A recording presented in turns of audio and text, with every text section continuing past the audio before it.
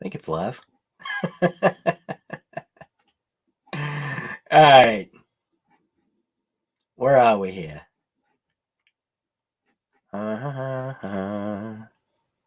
We're having some good times here with this this creighton, man. This thing I feel is giving me nothing but a hard time. That thing is killing me, man. My channel. We're live. Frank Sluga. What's going on, guy? J&K, what's going on? J.O., what's happening, man? Thomas Downey Jr., what's going on? I'll make sure I mute my own stream here. Frank Sluga. There we go. Frank Sluga. KGM, what's going on, guy? You see we got like a little pile of pots here. We got another GoPro over there. And yeah. So for some reason, my creighton seems to be nothing but a bag of issues. So here's a rear shot. And I'll angle the camera down so maybe we can get a view of maybe what we could be seeing here. Or maybe why I'm doing this stream. Maybe something like that. Got a little bit of an issue, kind of like with this area here, this area right here. And I'm waiting for a guest that should be showing up in about 15 or so minutes. Jason Griffin, what's going on, guy? So we've got a various selection of hubs and extenders and adapters. And why would I be looking at that when I'm looking at an EXB version of a creighton? Frank, what's going on, guy?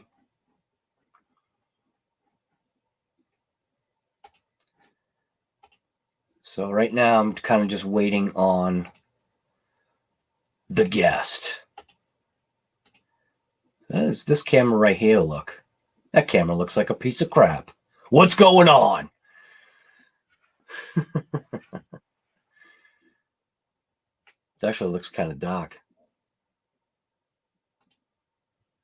All right, so let's kind of get this straight here.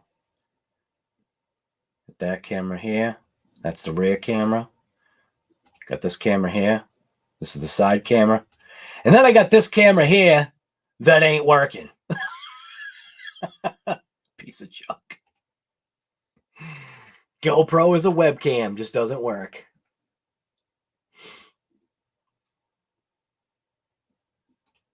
All right. What do we got? Lorne, what's going on, guy? Shoof! Dan, what's going on, man? Redbone 99. This is wait a minute. Redbone, that actually sounds like a familiar name, man. Have you been here before? Maybe there was somebody called Red Man or something like that.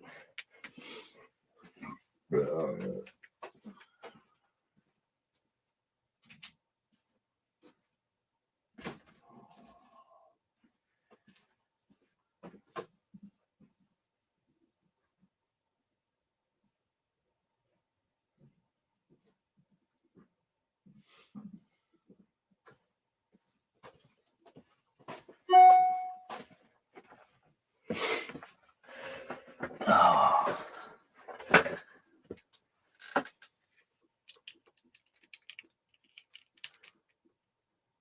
Still changing up stuff. Here we go. Moved out the toolbox.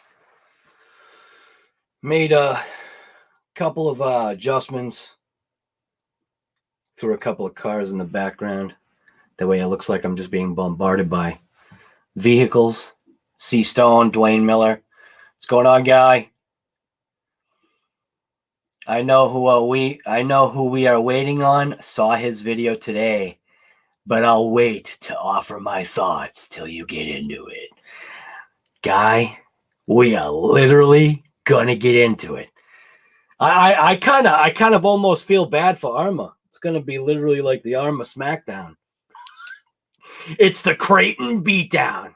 I can't say ARRMA because it's I'm just having similar issues to someone else, and it's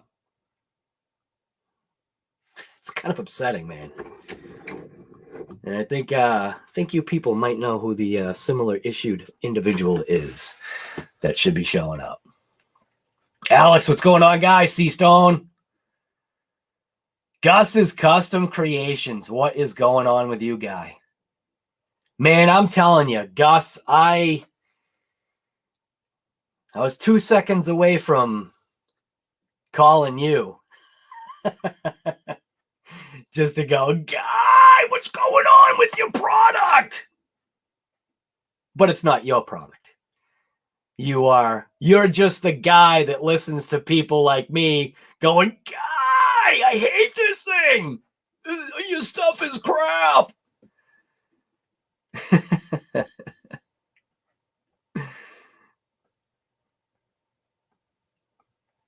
I see your M2C solution on the bench. Yeah. Yeah. Wouldn't you like to think that was the solution, huh? Yeah.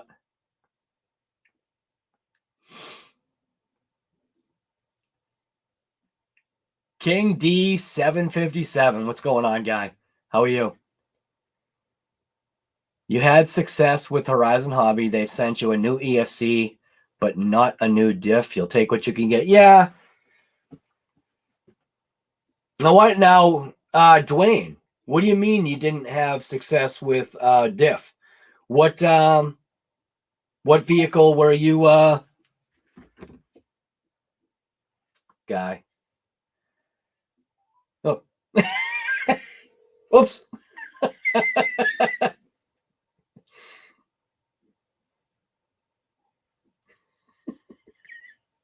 I think he's confused.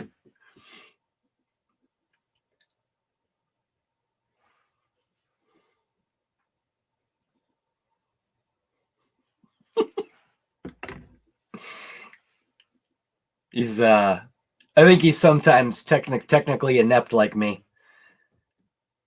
Horizon sent you a new diff, sent me new diff guts and shims and LSD plates. They still, yeah. KGM. Yeah, I know what you meant. LSD. And Dwayne, you put 4 diffs in yours. Demo RC, what's going on, guy?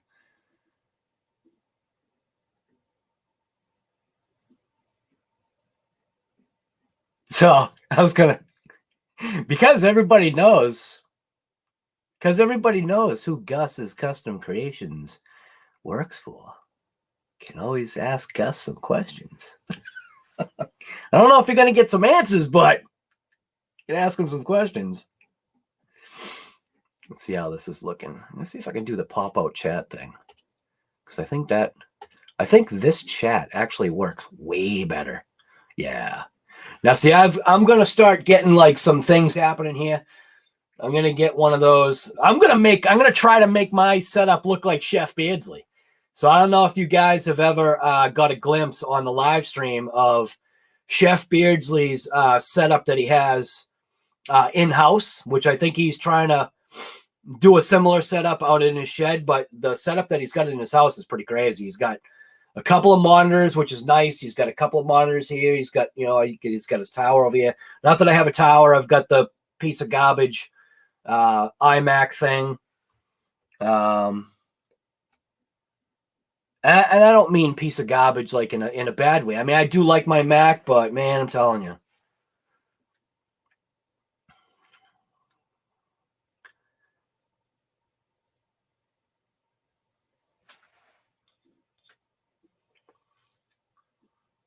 Yeah. All right. Right. Chef. Yeah. The issues with the EXB is ridiculous. It really is, man. Yep. Your shed is close to what you have inside. That's awesome, man. James George, how am I? See, you got a haircut? Yeah, kind of, sort of. It's a mullet hawk. I gotta get it fixed up though, because it's getting a little funky up here. Because I keep trying to like touch it up, and my wife is the one that she's the one that like knows how to really do it right. So,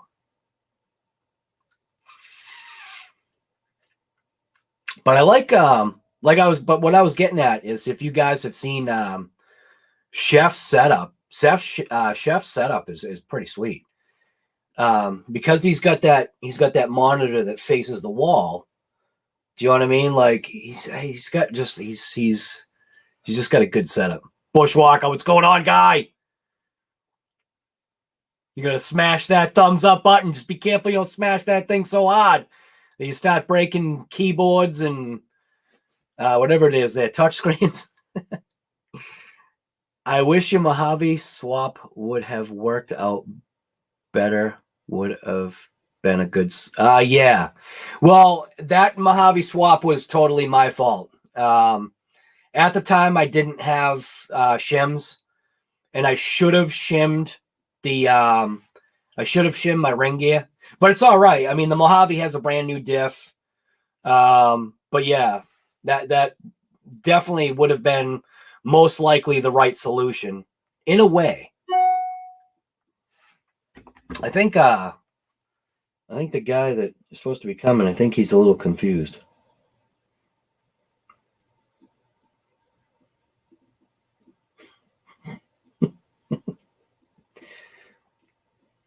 Guy, are you having technical difficulties? Or did you just butt dial me?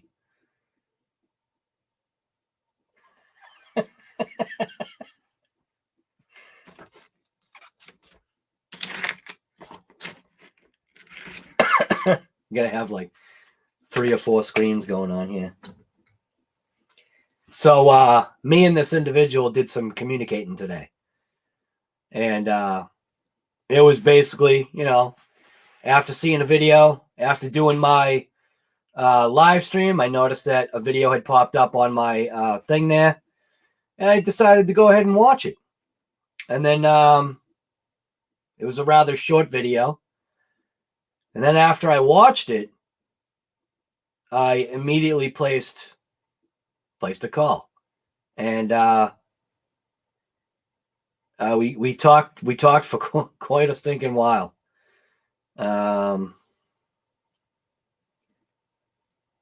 This just ain't right. Nice, Chef. You gonna check out a new bash spot? Awesome. Jess, what's going on, guy?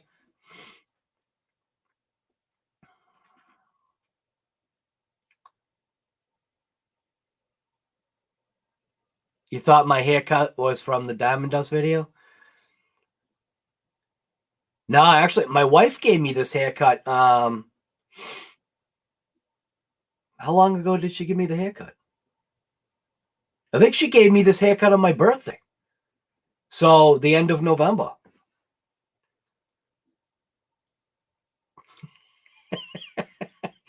Jason Griffin, guy. Yeah, I know, huh? Paige and Earl.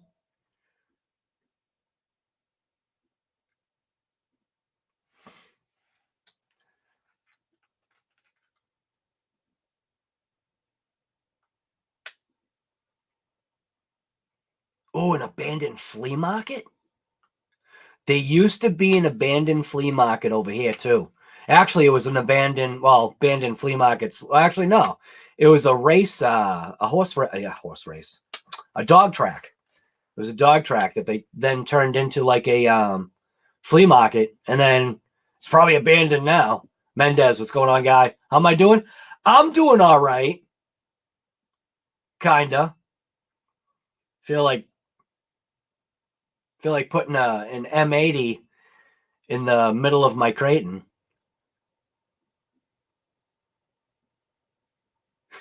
You know what? Somebody came up with something that was pretty funny. The EXB The EXB stands for extremely bummed. Because if you own an EXB, you are extremely bummed. RC Master, what's going on, guy? What is Earl's garage called? Where he works on... I can't give out information like that.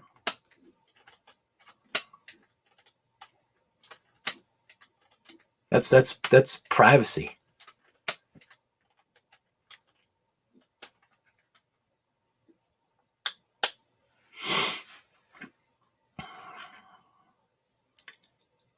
Crispies, what's going on, guy?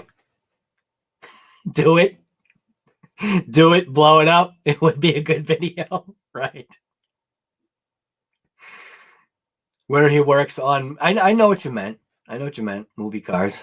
I can't answer that. I won't answer personal information about Earl, because he would have to answer those questions himself if he decided to.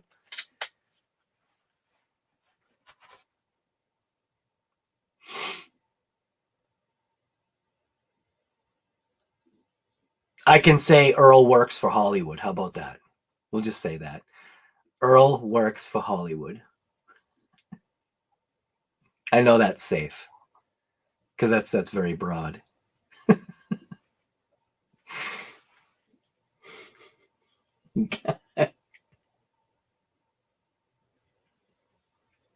He's probably losing his mind trying to figure this out. I can see it now. I know it's going over. What's that? I know it's going over his no. James George. What? Confused guy. No. Oh, James George. Yes. Okay, yes. I'm literally gonna wear my motocross helmet the next time I go. I'm telling you, man. I really didn't expect that thing to come flying to my face. That was quick. Now I get it, James George. Sometimes it takes a couple seconds for me. Just a couple. That's why he doesn't have Facebook. Exactly. Yep. Or should I say, that's why he says, I don't do Facebook. He really doesn't like Facebook at all.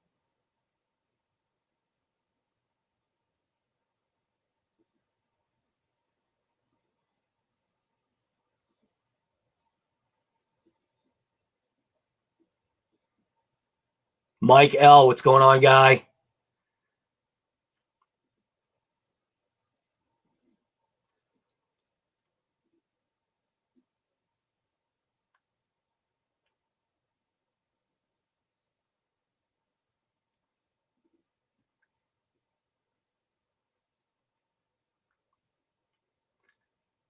That's why Earl doesn't use Facebook.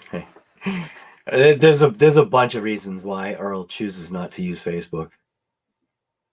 Bushwalker.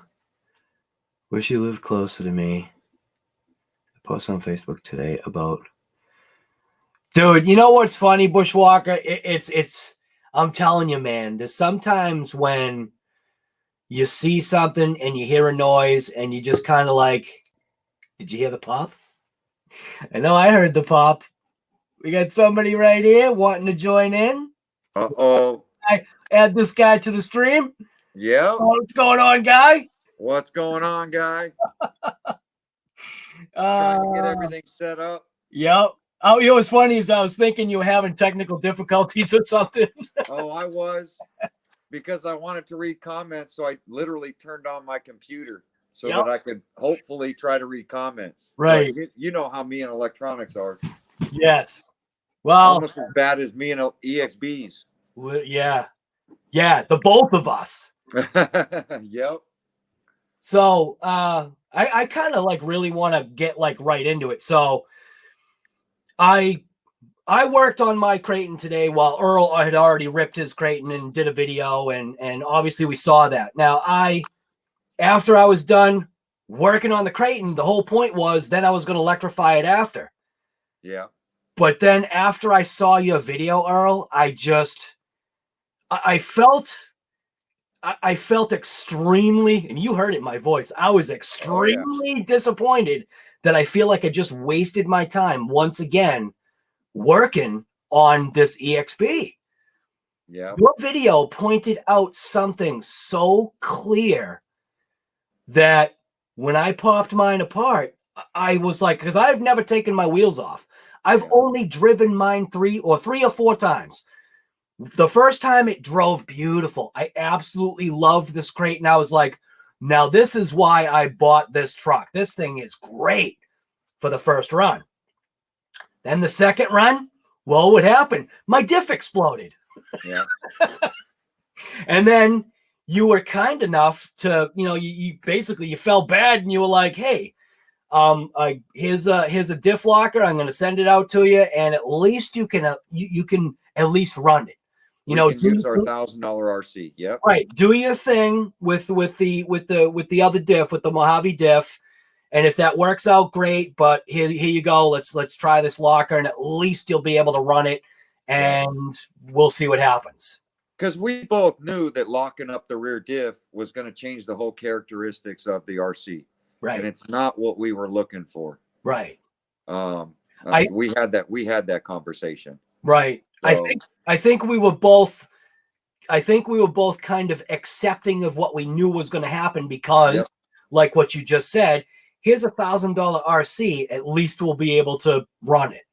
Yes, because as content creators, our biggest thing is we go spend the money for these RCs because they're hot tickets for a little while until the next big release. Right. So if you're not doing videos on that, then, as far as me being a small channel, we're about the same. Yep. We only get a portion of that back. Right. So to recoup some of it makes sense if you can do videos on it. But if you can't do videos on it, then you're not even getting that small portion back, let alone the repairs when we break them. Yep. So, and sitting on the shelf for 5 months, that has now gone away because that RC is old news and LMT is now the big news. Right. So, and we're still dealing with what? EXB. Yep. For 6 months. So, and I know we're not the only ones. There's all these subscribers out there that are watching these videos because, they're having problems too. Right. Just like you not knowing about which way to put the plates and, doing it wrong on purpose to show people. Right. These are all things that we do to try to help the subscribers. Yep. And my videos, that's what they're based off of. Right. They're based off of wrenching. Right. A difference of opinion or a different idea because, it's not always just one idea works. That's why there's, somebody else's idea could also work too, and maybe get, effectively the same output. Yes. Like the Super Bomba Ray 2.0. Right. With the flex. Right. There's 100 ways to fix that. Yep. You can spend from $8 to, to a piece of casing. Yes. A piece of door casing. Yep. Yeah. It's crazy. It is. But that's what we love to do. So that's why we're doing this. Right. Dirty hands. So here's the tough part, I think, that really kind of brought me down about your video was the fact that you could literally hear it in your voice that it was just your dissatisfaction. And then now knowing that you had to go out. Now, granted, you're going to try and contact ARRMA and say, hey, this thing is how old? I'm finally able to take it out again after you just gave me a diff. And my wheels are stripping out. So now I had to buy brand new wheels. What's going on? And you discovered, I think you discovered when you pulled your wheel off, you had some kind of a hex issue or something. Yeah. I mean, the hex, it's funny because looking at the wheel and you guys have seen a few videos where I'm talking about me leaving wheels loose. And I'm like, I must have left the wheel loose. It's coming off. So before I put the wheel on, I'm looking at the hex going, wait, you know, is it stripped out? You know, hey, you know, feeling inside, checking on it. Is it stripped? And I'm fine. I'm looking at it going, no, the square's perfect. You know, by looking at it, the square looks perfect. But then, you know, I looked at my hex and my hex is round. Right. And I'm like, well, man, did the wheel come off and I hold full trigger and sandblasted on the ground and square, you know, round it up? Because it looks like it's been sandblasted. Right. Because you even had a suspicion because you had said you really cranked down because your wheel had fallen off a couple of times, right? Yep. So you had really cranked that down. So that was you. There was no joke with the amount of force that you put on to try to keep that wheel on there. No, I mean, everybody sees I use a little impact, you know, to put my wheels on. I don't do them by hand. I use that little impact just to be quicker. And I know when it clicks, at least it's tight. Right. So, you know, Now, when I pulled the hex out to replace it and I stuck it in the wheel to see, you know, the slop that was in it, it was spinning around. Right. I'm like, man, I got to show this. This isn't right. Yep. So that then you know, you called me immediately because I waited till after your live to post that. I've had that video a couple days now. Right. You know, so yep. I waited to post it, and you know, I figured I'd post it up and get the response. And I post videos like that to get response, to see how many people have these issues and how many people don't. Right. Because I could be doing something wrong. Right. You said, am I the only one, or is there anybody else that's having a similar issue? And that's what made me, and this is what I'm trying to say. Like, you know, we joke around West Coast, East Coast. So we're literally on the opposite sides of the United States here. And I'm having the same issues with my creighton that you're having with your creighton. And it's obviously a design flaw that is kind of in this. At least that's what we've been kind of like surmising. We're looking at, you know, well, why did they do this? For what was the reason why they decided to make the actual hex path or the surface half the size that it should be? So when you're looking at the original creighton hex, it's looking like it's not quite half, but close enough to where it's not getting a full bite inside that wheel. Yep. So when you go to grab your wheel, like you were saying, you go to grab your wheel and it's tight, meaning it's not wobbling like a loose nut. It's in there, and you're just like, well, what the heck is going on? Yeah. So what Earl showed was that, I don't know if you can see it, but see the edges of mine? Now that's what's happening. Now the sections that where the material is wearing off, where it's white or where it's gray, that's where Earl showed on his. Now he ran his, what, you say 8 battery packs or 9 battery packs? 8 packs. Right. Yep. So after 8 packs, basically with this setup, you're pretty much expecting to go ahead and fork out another, well, let's see.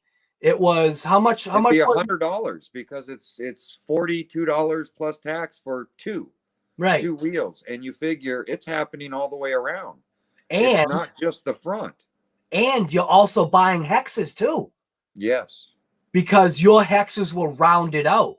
Yes. And you wouldn't know. No wheel is flying off now anymore. It's just literally just doing a burnout right inside the wheel itself. Yep. And for how long was it doing it?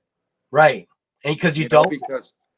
Because the driver's side, guess what? Those nuts won't come off. They'll get tighter. Yep. Passenger side of the RC, it's going to unscrew the wheel nuts. Right. And just like the Mojave, we were joking around. It's always the right rear. Yeah. Because the Mojave was always the right rear, because that's the one that would strip and unthread. Yep. You know, and now we're looking at a creighton that's got plenty of meat in the rim, because the Mojave, the rim was half this size and the wheel hex had plenty. So they should have learned that from the Mojave, that, hey, you know, you need a thick hex in the wheel, and you need a thick hex on the RC to stop it from stripping. Right. Now, I'm sure the chat's blowing up. yeah, a little bit. Yeah. But all right. So here's the question. Now, why did they go with a hex that's pretty much 2/3 the size of a hex that should be in this creighton that has, like you said, much bigger wheels than the Mojave? The Mojave survives a little bit longer because, well, there's technically less wheel abuse. Yeah. Right. And where this one, it's really pounding into these hexes where he basically stripped out. Was it just on one wheel? It was just my right front. Okay. I mean, the other wheels are, you know, the hexes aren't as bad. Okay. But are they starting to get loose inside too? They're starting to get loose inside. All the squares are starting to get round. And you can't, the hard part is you can't tell. Right. When you get that wheel off, you can't tell that this is happening because the square, when you look at it, looks perfect. Right. Because it's happening behind it. Yep. Because it's so thick and the hex is so skinny. Yep. So it literally eating up the square at the face versus the backside. Yep. So, you know, and I know there's a ton of people that are saying, well, I'm not having this problem. Right. And I know there's a ton of people saying, Earl, you put it on 8S and that's why you're having this issue. But it's not. Well, guess what? My Mojave's been on 8S for a year. Right. And that's got more torque than this one ever had. And I've only run 3 or 4 times on 6S. Yes, because you didn't want to run the EXB. And mine is starting to strip out. Yep. But I caught it. And the only reason why I caught it was because you put the video out there, which stopped me. It stopped me right in my tracks. It made me go, if I run this right now I'm going to spend an extra over $100 potentially on new tires and wheels and maybe new hexes because it's stripped out. Yeah, I mean, I think the people that aren't having the problem running on a stock system like they're saying, you know what? They're not having a problem because they're not looking. They're not seeing it. It's there. You have to know what to look for. Yeah. You have to look for the corners on your hexes starting to get rounded out. Right. You have to look past the wheel, which means you have to take the hex off, stick it into the wheel, and try spinning it. Right. So you can't see it with your eyes. Right. So when you take your wheel nut off, or when you take your lug nut off and the wheel doesn't pop off and you have to clock it. Hey, wait a minute. Don't go away. Don't go away. You have to clock it in order to get it off. You know you've got a problem. You know you got to, and we all do it. We grab it, we wiggle it because most of them get stuck on there because we're cranking that wheel nut down. See this kid right here? Yeah, 21. Happy birthday. Ah, she's going to be 21 tomorrow. Couple hours. It is crazy. I always look at, because I even, let's say like even maybe a month ago, I would walk up to her like and go, you used to fit right here. Yeah. It doesn't work anymore. No. Oh, it's crazy. Time flies. Woo! Look at that. Woo! Light it up. Light it up. Look at it. Bam, bam, bam, bam. Yeah. I know. Look, she's so embarrassed now. Oh, the chat's going crazy. Yep. Hey, you raised her right. She's got flannel on. Yes. Yeah. Yeah. Yep. She likes flannel. Yep. So now that prompted me to, obviously, I've got a bunch of hexes lying around, and it prompted me to kind of like say, all right, well, let's see. Can I take a hex and maybe just solve the situation by throwing a hex, inside and then throwing a hex right on the axle? And unfortunately, because of the way ARRMA has designed stuff, is that you see the pinhole right on the edge. And then you see the pinhole like a normal hex right on the edge. But it's stepped. So ARRMA steps it away this amount. So you can't just, unfortunately, you can't just get a hex and think that you're going to fix that. So my question was, does somebody like M2C, have they seen this? Have they seen this issue and made a hex that's going to fill the entire rim or if the entire wheel section of the hub You know what I mean? And have that proper spacing so that you're not going to be grinding away at the sealed bearing or the hub. Like I was trying to figure out washers and whatnot to try to space it out. And I did find something, but it can't be like a permanent solution. There's got to be this kind of a solution, but maybe in this form. Yeah. So maybe like a company like M2C or whatever will, you know, maybe hear this video and go, I can make that in like 2 seconds.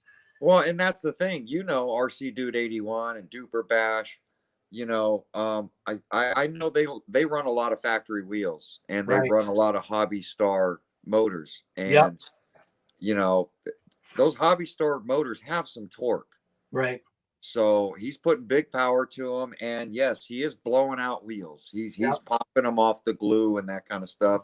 But he's also buying Proline, you know, wheels and running those. So he's trying other things. I'm sure he's experienced this issue. Right. And we're hoping that M2C is working on something for this. Yeah, that is happening, or maybe there's something already in the works.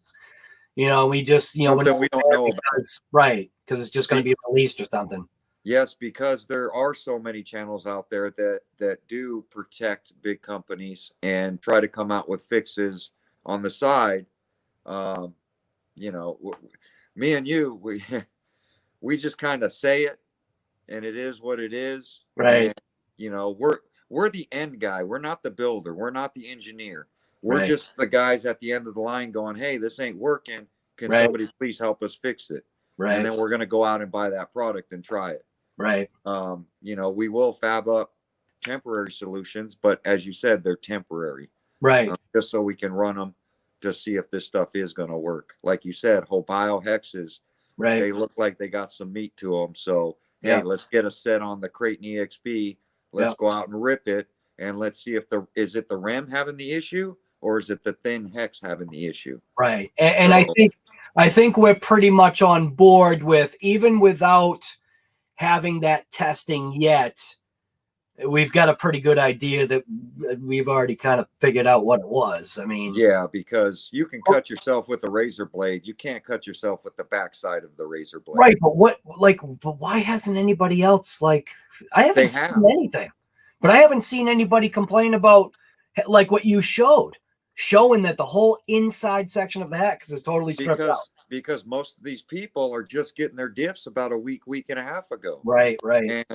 And I think within the next couple of weeks, we're going to start seeing this. And some people have experienced this. Like I said, Bars and Tone, he's not shocked at all. Right. He's solved some dish issues. He was locking the diffs like we were doing. Right. You know, me, I was blaming the gears of that differential. And you remember before, we were getting hammered for talking about ARRMA and this diff. And you were talking about the concave washers and stacking them, how they were still concaving. Right. That it's a cup issue. Yeah. It's not the gears. And yes, the Sun gears were a little powdery. But that's not the main issue. The main issue is once you shim it, get all that out of there, you run it once or twice, your washers become cupped again, and then that slop is right back in there. So you're right back in the same boat. So then we're getting hammered, you know, in the comments saying, hey, do what ARRMA says, put those discs in there. Right. Well, me and you are like, well, why? We don't want a limited slip. We want it open. Right. We'll just use them as washers is what we're told. Yeah. But why? There has to be a reason. Why can't I just use a washer and not that big shim? Why do I have to put the big shim? Yeah. And guess what? 6 months later, we know why. Because they stack washers at the bottom. They stack a big flat plate so that the gear can sit on that and it can't push down now. Right. So everything that we discovered 6 months ago and got bashed for in the comments that we were ARRMA haters and EXB haters, you know, hey, guess what? Right. ARRMA did redesign it and they gave us what we wanted and they fixed it. And he jumped up there and said, look, guys, we understand that people shimmed it and you can get it out and it'll work for a little while and buy some shim plates and it'll work, but let the engineers do it. And I think that's correct. Let the engineers do it. Right. You know, we're not engineers. We're wrenches. Right. Right. So, and I think we're now onto another problem. Yep. You know, Why is the V4 not having this? Why is the V5 not having this? Right. Why is our Extreme Basher having this? So now you do have you run yours on 8S? No.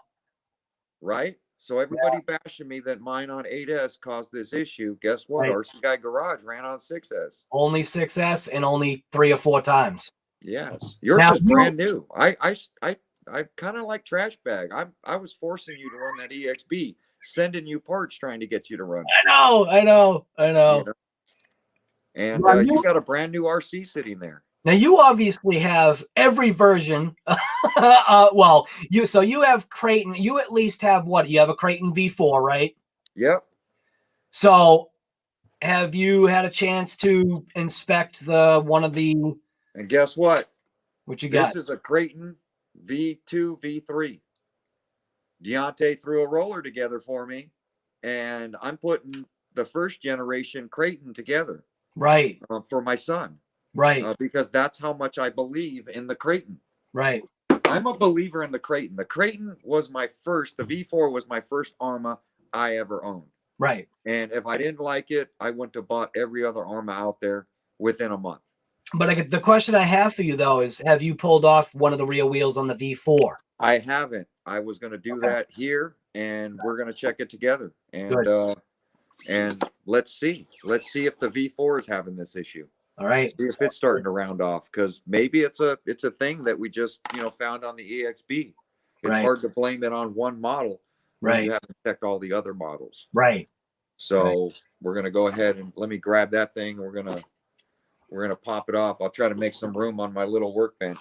I'm gonna go grab my my fix. It's upstairs. Okay. Perfect. I'll be back. We should also look at some of these comments. Yeah, I know.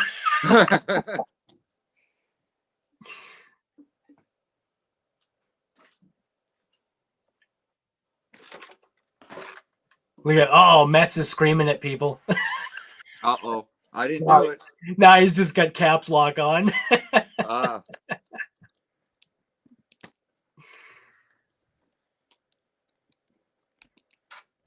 What is wait a minute. It looks like M2C.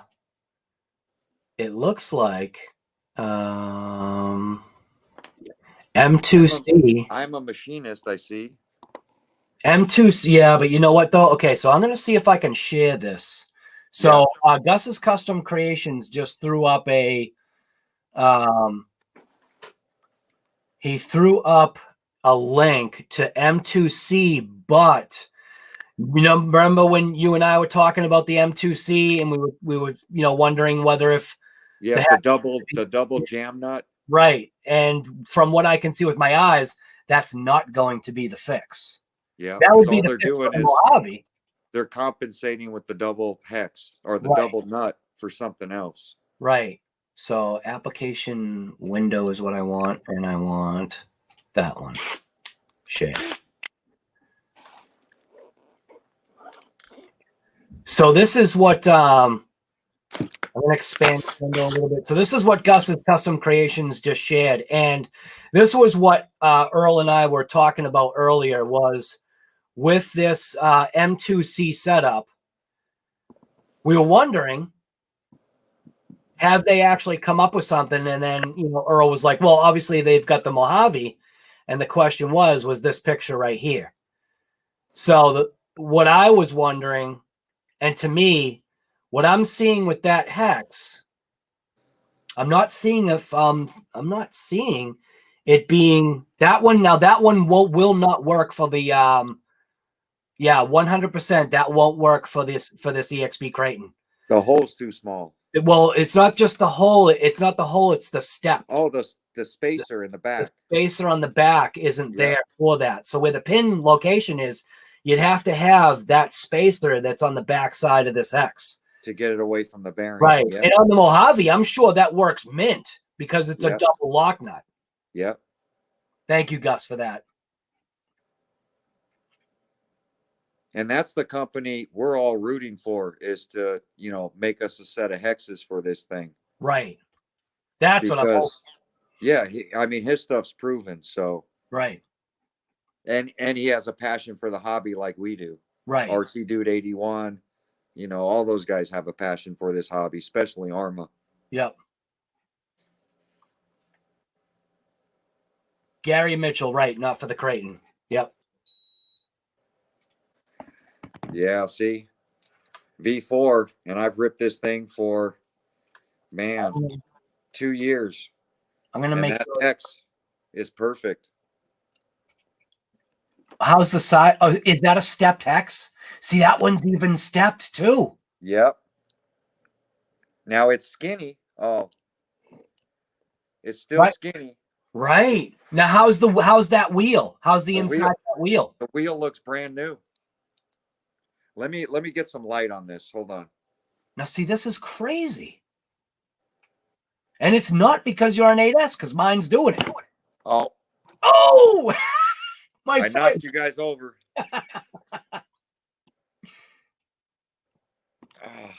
I'm gonna leave it on you. I'm gonna go grab my my spacer.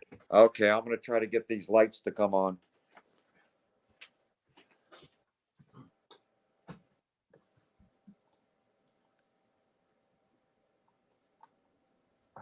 Why is this not coming on?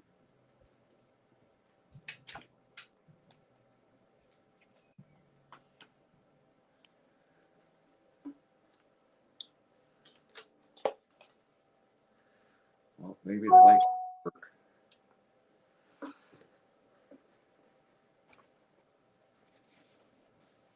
I gotta get a Hex.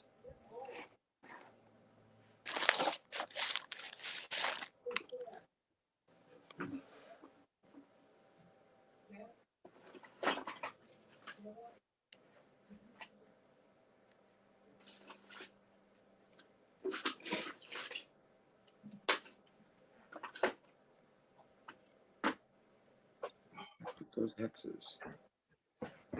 It's the Earl Moorhead show. All right. So, because I was kind of like, I've got like, you know, similar to what Earl has, we both have these gigantic drawers full of everything. Every widget piece of like hardware you could probably come up with, we've got. Yeah, every Hex from every manufacturer. Right. So I came across this right here. Of course, it's not going to focus on it. All this is a lock washer that I just lost.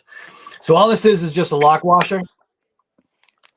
This lock washer happens to be the exact size that this Hobao Hex requires to space away. What was that noise?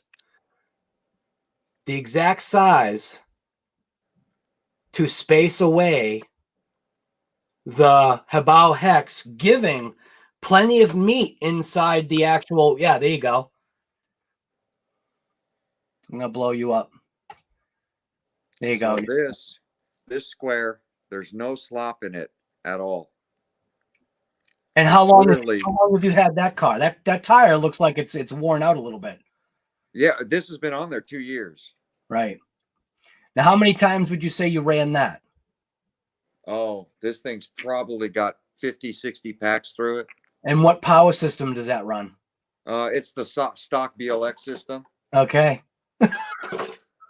6S. Yeah.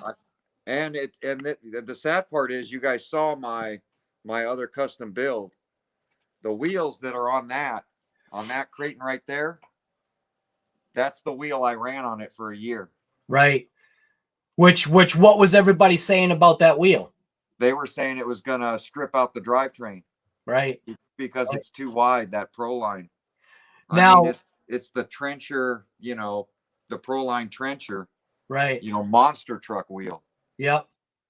So I eventually pulled them off to do some backflips because that is a belted tire. Right. So I put the stocks back on it. So when they redesigned, not only giving the new differentials the LSD ability, when they redesigned the case, giving it a larger ring gear and a larger pinion, What was the reason? transfer. What was the reason for that, though? What did you tell me? What was wrong with version 4? Well, version 4 was the outer ring gear wasn't shimmed correctly.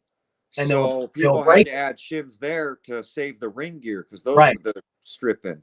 Yeah. But the internal diff wasn't stripping on that Right. on the V4. Right. But they decided to do a spiral cut gear, which is an awesome gear on the EXB. Yep. But with that, you know, they made the inside weaker. Yep. A smaller, in my opinion, Yeah, because they kept the case. They kept the case the same size, and they went bigger on all the gears, which you only have a certain amount of space. Right. So you have to, instead of making those gears short and fat, they made them big and skinny. Yep. So now we're not getting the bite on it. Yep. Which is fine, but the way we bash, we need that room for error. We need that extra deep, you know, depth into those gears. Yeah. Well, once you strengthen, everybody knows once you strengthen that, it's going to transfer down the drivetrain. Right.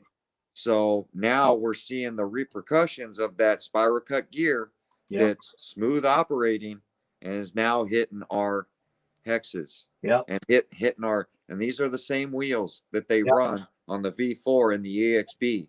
Right. You know, they are the deep boots, whatever, Copperhead 2s. Yeah. They didn't change the rims. Yeah. So, you know, so what's crazy though is how, so what you're saying is that because we've gained strength inside the differential or in the diff ring and pinion area, it's transferring that, all of that extra little bit of extra power to our hexes, which are now stripping out the inside wheels. Well, that's going to have to be something that they're going to have to address. Yes, and I don't think they changed the design of the hexes because looking at them, it's well, that's what you're looking at. Yeah, it's the same design. Now I don't know if the shaft does look about the same size. Right. So everything there looks okay. You Right. know, it looks like, you know, like we're talking about. They've strengthened a part and gave it more rotation, more rotational mass to where it's now going down that axle and hitting the hexes. Right. So, I mean, I'm no engineer. I'm just, you know, just going off of what I've seen drag racing. You know? Yeah, you don't know what you're talking about. I really don't know what I'm talking about. It's all a guess until we prove it. And that's drag race is just, it's all guesswork anyway. All you are is just a pedal. Yes. A pedal and a steering wheel. Yeah, we're not a driver like NASCAR. NASCAR's are drivers. Oh, yeah. I mean, come on. Who else can go 500 laps in one direction? You got to work out for that. Quarter mile, you can have a beer gut and everything. You're only in the car for a second. Well, think about it. If you've got that beer gut and the extra weight, it helps the lean of the car. Yes, weight distribution. I mean, come on. So this is what I eventually came up with. This was just a washer. It was a lock washer that I flattened out. It literally just happened to be. So when you throw this on, obviously you can see that it's got that step. So that's the part that Earl's talking about. So Earl's talking about that stepped portion right there, right? So that's what he's got. And he says that his V4 has the same exact scenario. So when you go and throw on any other hex, like a normal hex from any other vehicle, it doesn't work because now you don't have that step away. So how do you take care of that? So I was trying a bunch of different washers and shims. Obviously, this isn't going to work because if you use a full-size washer, you're applying that pressure on this portion of the bearing surface and the hub that you don't want to do. You want that pressure to actually be on that inner race. So that's where this comes into play. It was basically a lock washer that I straightened out. Whoa, thank you. Smells good. I mean, it's funny because like this hex here that I have, you know, you would think it's the same width, and it's just not. It kind of looks like it, but it's literally wider. Do you have calipers on you? Or can you line it up? Yeah, like I said, I just lined it up, and you can tell that it is a little bit just bigger, a little wider. Now it won't work because it is for a slash. Right. Oh yeah, right. It's the 17 millimeter conversion for the slash. But what I did was I took the rim that was spinning, because this was the one I was spinning the hub in. I stuck it in, and it won't spin because it's biting. Because it's biting on just that little edge that's still there. Because now, the square is good on the outside. Even my wheels, which my wheels I've only run 3 or 4 times, even mine are starting to show that looseness. So when I take my hex and stick it all the way in, just like Earl did with his, right there, I'm getting that. So look at how much slop that. Well, you probably can't even see it now. See how mine is actually starting to turn inside? It's not there. Once I pull that out and it gets to bite the rest of the hex, it doesn't move. Yep. So then sticking a regular hex in there, you would think would be the solution, but you need to have a spacer in order for that to work. So now you can see that there's no extra space up here with that Hobao Hex. When you takes up the whole rim. Right. When you throw in your creighton one, you can see there's a shadow because it's not taking full bite of that hex inside the wheel. So I found that, I was trying to figure out a spacer to fit over there. Came across that lock washer. Literally put the Hobao Hex on there, which you could probably use any hex. And that washer, that lock nut, is now riding up on that inner race. And then to take the pin and put the pin in. Look at that. Pin slides in absolutely perfect. Now, this isn't going to be a permanent solution, but I am going to go to the hardware store and I'm going to see if I can find that exact same lock washer so I can do the same exact thing. No slop. Other than the hub slop that you normally get from side to side. But that's going to be like literally until somebody comes out with a real fix, that's going to have to be my fix, because I'm telling you right now, I am not driving this EXB knowing that I'm going to have to pump another $100 into it for wheels. I'm just not going to do it. It's not worth it to me.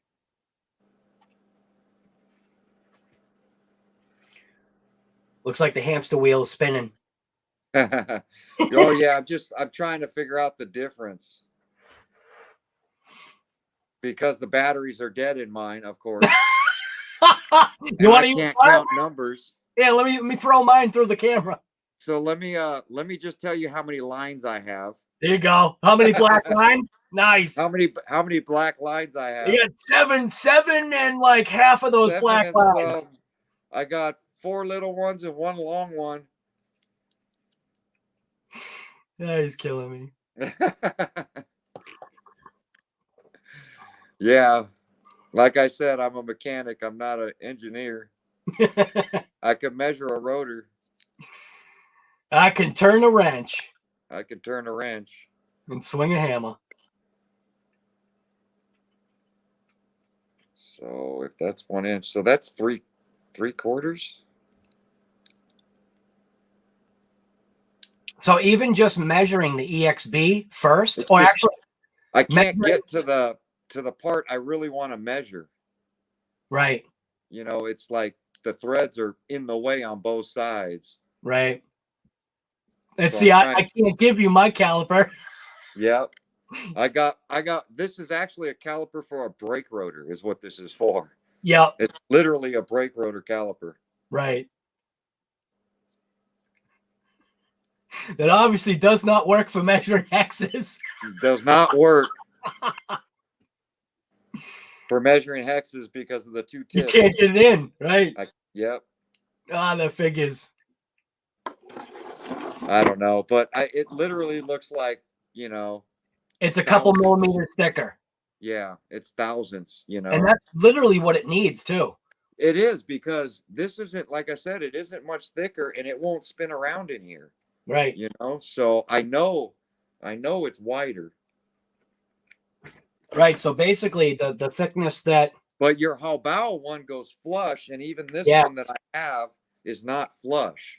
So that's the difference right there. Yep.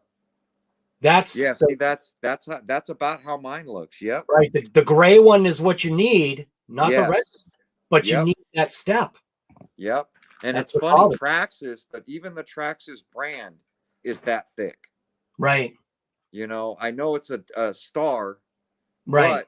but the thickness of it is literally even thicker than the aftermarket one I have for the Slash. Move it over the other way. There you go. Right. Yep. So even Traxxas is wider. Now, will that hex fit? That hex should fit into the wheel because it's still a 17. Yes, but the backside, the holes are smaller. Oh, that's right, because it's Traxxas, right? It's Traxxas. Right. So I guess you're gonna throw that on your drill press and drill them out. Drill out a hole and drill out, Yeah. and that's what I said. Like me, you know, like I did before, even with you know, copying the lockout. You know, I purchased one off eBay, took it to my machine shop because the guy doubled the price on eBay. Right. Right. You know, went over there and I had to make some minor changes that I wanted, and I stuck that lock diff in mine.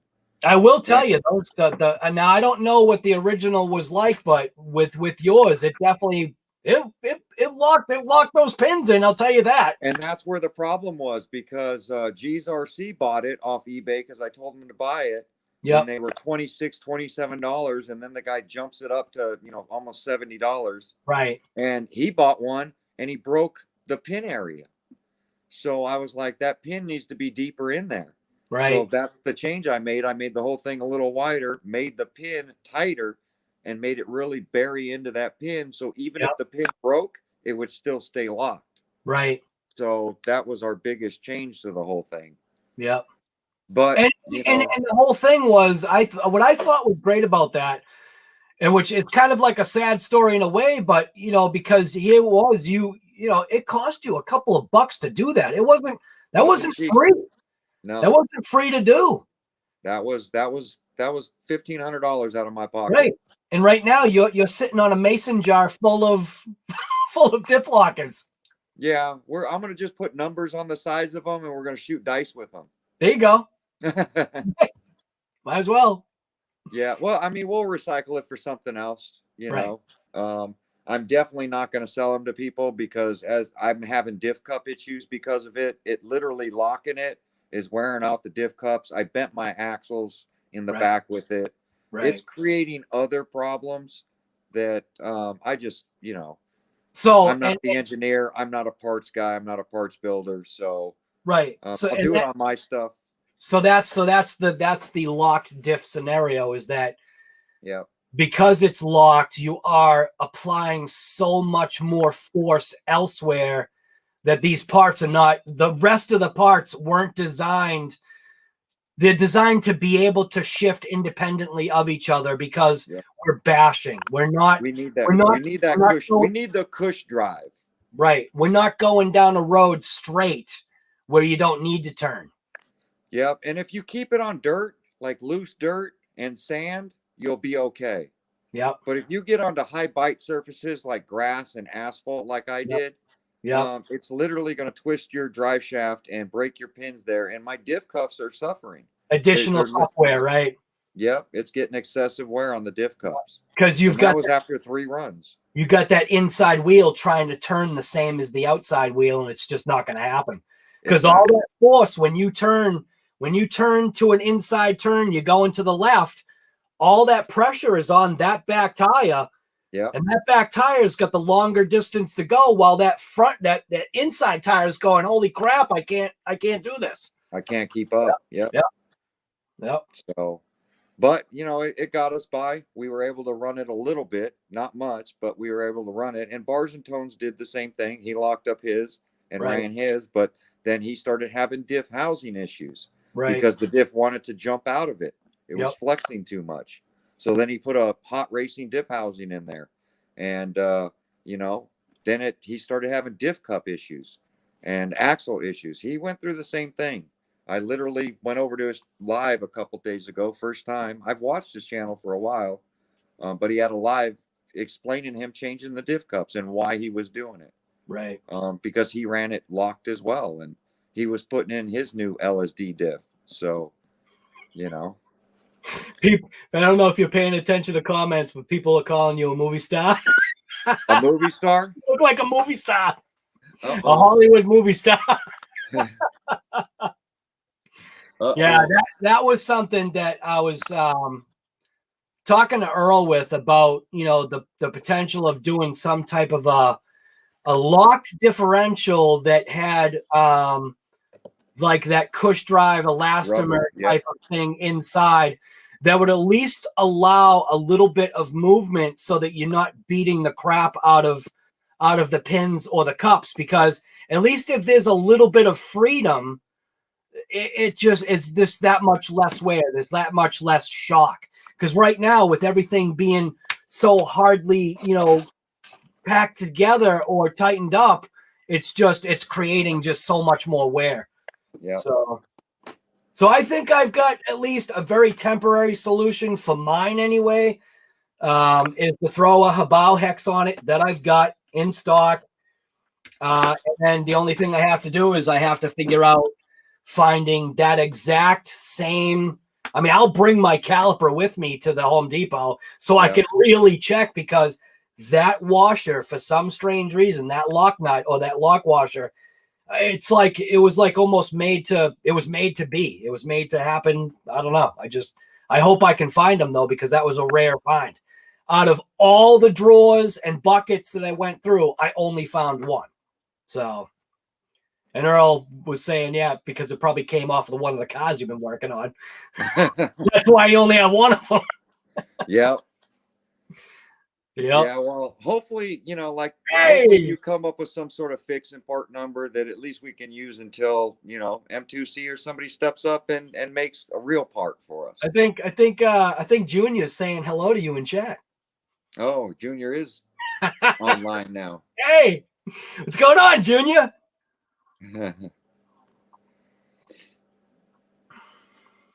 Street Speed 717. Yeah, you know, I was a fan of theirs until his buddy Shane Designs stole $100 from me. So not that big of a fan anymore. Ouch. So paid for some merch that never showed up. So that's rough. You know me. I fight for so long and then that's it. Right. It's not the money. Yeah, right. Yeah, and that's what I think we've all kind of, you know, learned.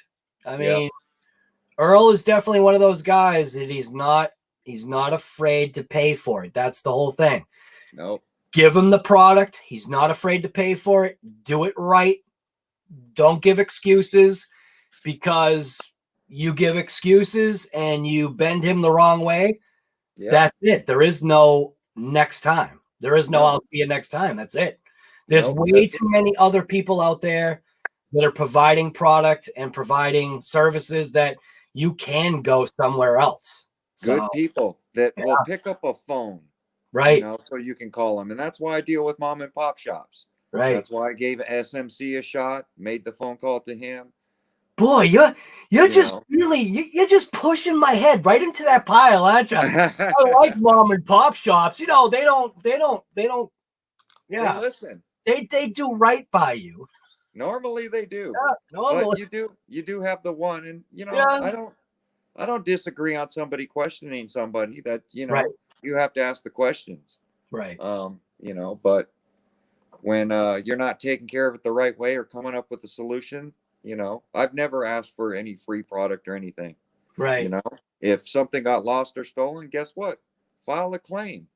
FedEx with somebody. Just let me know that you did ship it to me. Right. You know, I'll deal with them. You know, if FedEx lost it, no big deal. I'll deal with them. Right. Peter in the chat, Peter Roper or Noper. He's talking about the M2C. The Hex is much better than double nut. Yes, for the Mojave, yes, but for the Creighton, there isn't one. Not yet. Not at least I haven't. I mean, we just checked right now. So Gus's Custom Creations threw up a link, And I think he was may have been throwing up a link for the Mojave one. Yeah, it didn't have the space in the back. Right. So hopefully that's all. I mean, and who knows? Maybe M2C needs to see more problems, but that's literally what I would love to see. I mean, I should see if I can shoot the guy an email and just send him the pictures and go, can you please make this with this width? You know what I mean? And just make people aware. Check yours. Yeah. You know what to look for now. Don't look at the surface of it. Look deep inside. Look at your red hex on the outside. See if all the color's gone, like RC Guy Garage's. Right. If yours is gone like that, and his wheels have never been off till today. And that's the crazy. So that's the best part about, like I said, when you see a video such as Earl's like that, it made me literally pull my wheels off and go, he just saved me potentially $100.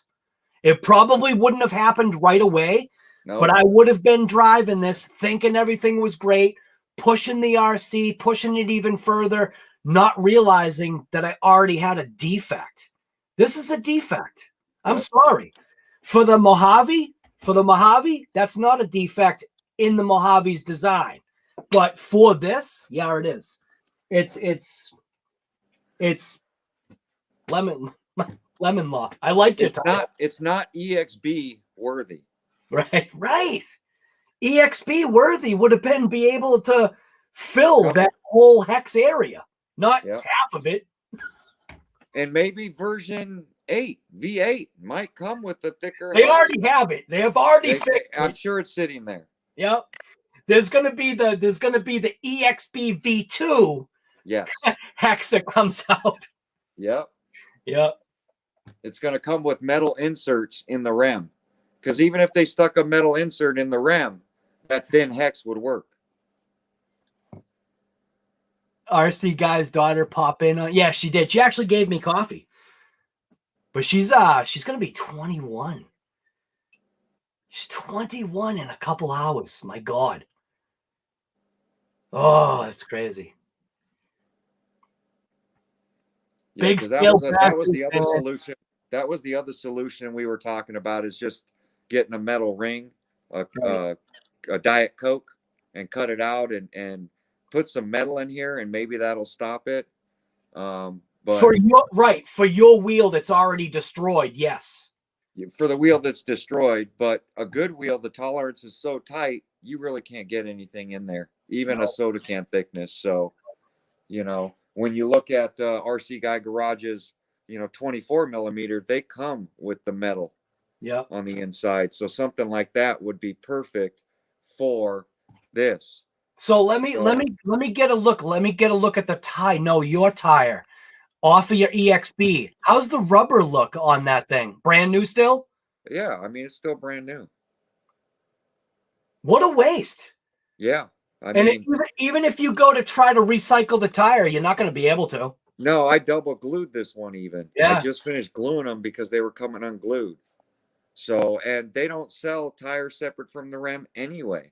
So it's like, I got to buy rim and tire mounted. Right. So. Well, I hope I hope ARRMA or Horizon, whoever you need to go through to see if you can get that warranty, like you said on your video, to see if they'll send you out, because that's wrong. That's just not right. It doesn't hurt to ask. Right. I asked on the Max and for my daughter, and Traxxas was very nice and sent me 4. I just hope you don't get the same guy that I got from Traxxas that says, how many batteries? Oh, I got that guy from Traxxas too. Oh, you did too, right? Yeah. The guy just has a bad day every day. Every day. You'll get that guy and it's like, what are you talking about? No, we don't warranty wheels and tires. Right, Jess, where has the time gone? Exactly. Earl, you're next for the 24. Oh, geez, yeah. Earl's got a couple of years. So Earl's got a few years for that. But yeah. Yep. Yeah, his kids are growing too. They're getting big. Yeah, they are. I'm going to keep them RCing as long as I can. I was noticing in that EXB video that you did, you look like you got taller in that one. Yeah. Big Bertha standing on top of Big Bertha. The sun must have been setting because your shadow was like way out there. You're like 6'7" now. Yep. And all the sweaters I wear out there, I'm like 200 pounds. Look like a Hulk. Yep. So, Hector, I do see some comments, but get the Duratrax belted ones. I mean, I have the Duratrax I ran on the Losi. The problem with belted tires is they don't give you the rotation in the air, so I don't use belted tires usually for bashing. Well, wait a minute. You're going to eat those words right now when I say something to you. Now, when you ran your version 1 DBXL, what was happening with those tires? Well, those are designed for the X-Max. Right. But you started to get air. I got rotation because they are designed for the X-Max, so the rubber's a lot thinner. Right.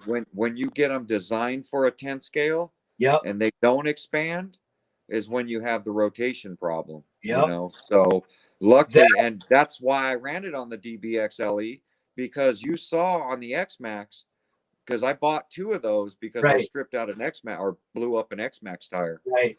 So I put 2 on there and I lost the rotation. Yeah. So I couldn't backflip it. So I pulled them out, re-drilled them, and put them on a bigger RC with a Coke can motor. And it stretched those tires and it rotated. That thing was looking nice. It actually had some air control, which was and I upped the pinion. Well, you know, I wanted to throw these on my DBXL-E too. Those are heavy. Yeah. But it's a heavy truck anyway. It's already 32 pounds. Yeah, but you can drill those. What's another 5 pounds? Yep, you can drill them and put them on there. Just drill out the center. Yeah, that's right. Drill them and they go right on the Outcast. Yeah, yep. Or the DBXL-E. Well, I have on all those. Right. Well, I foolishly bought 2 sets. So yeah. What was that, like $400? Yeah, they're $99 for 2. I didn't even realize it. I just hit. Oh wow! I was like, those things look nice. Buy it now. How many sets do you want? Oh, I'll take enough for 2 cars. Yep. And then you get the bill later, and you're like, how much did I just pay? Yeah, honey, it wasn't me. Yeah, must have been an accident. Yep. YouTube error. Yep. All right. Yeah, right. Mike GENERAC. Come on. There's 97 people here. Come on. Can we get some thumbs up for Earl and Guy here? There's only 50 thumbs ups. Come on. Yes, we got to 100 last night at the end. Let's get to 100 in the middle. I think Jo screenshotted 104 thumbs up on last night's live. Yeah. Right, and I think YouTube only saw 101 of them, which still, that was insane.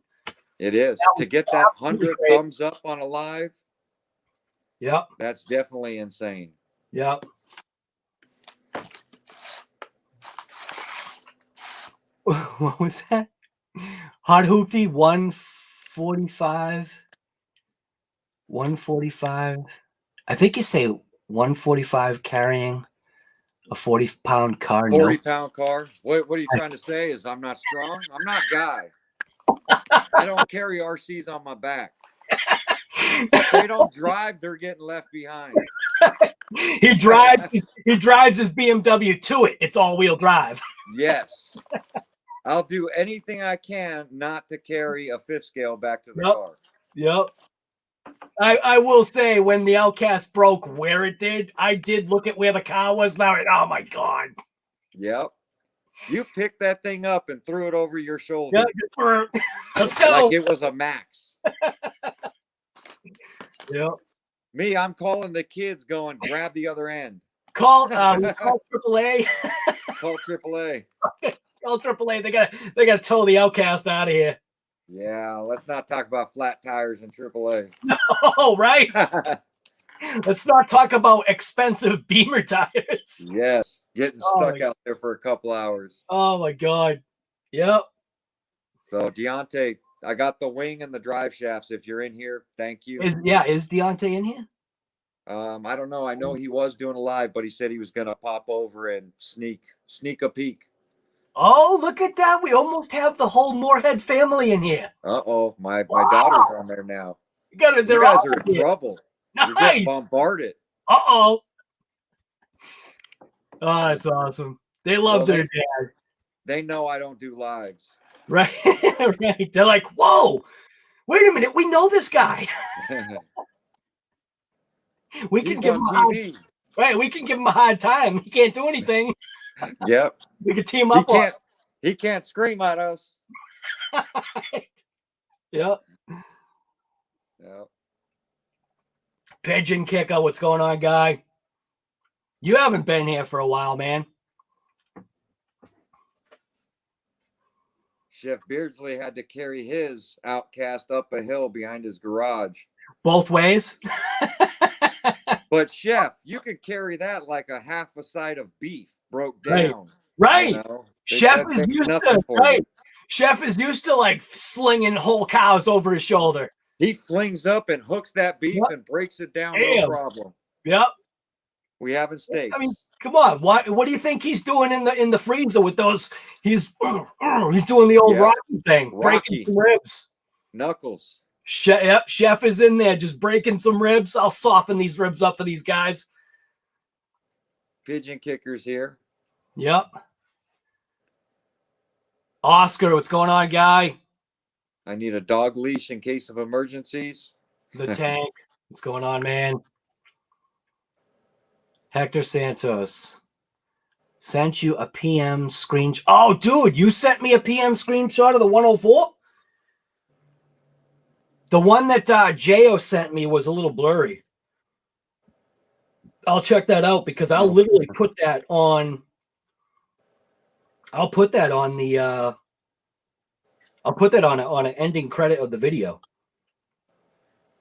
How far can a pigeon kicker kick a pigeon? Here's the rough part. Now, trying to get back on the I'm angry at my ARRMA creighton EXB. I literally was gonna. This was gonna be my. I was gonna electrify it because I actually thought I was gonna take this out. So, I mean, like you, I had a pile of RCs that were all broken, and I finally started getting parts in because, well, tomorrow was gonna be 40. I think 41 or 40. Alexa, what's the temperature for tomorrow? Tomorrow, expect a high of 43 degrees Fahrenheit. Even better, 43. Yeah. So I got to make my traditional breakfast for my daughter with the whole 21 chocolate chips and 21 blueberries and all that stuff. And oh, that's awesome. Pancake that's in the number 21. Yep. That's awesome. Yep. I do it every year. Every year. I bring her breakfast in bed. Yep. That's funny. Jo, what do you mean? I have glasses on. Here, I'll show you the picture. You think I'm kidding? I was excited to get it, but it's all blurry. Where is it? Moderators.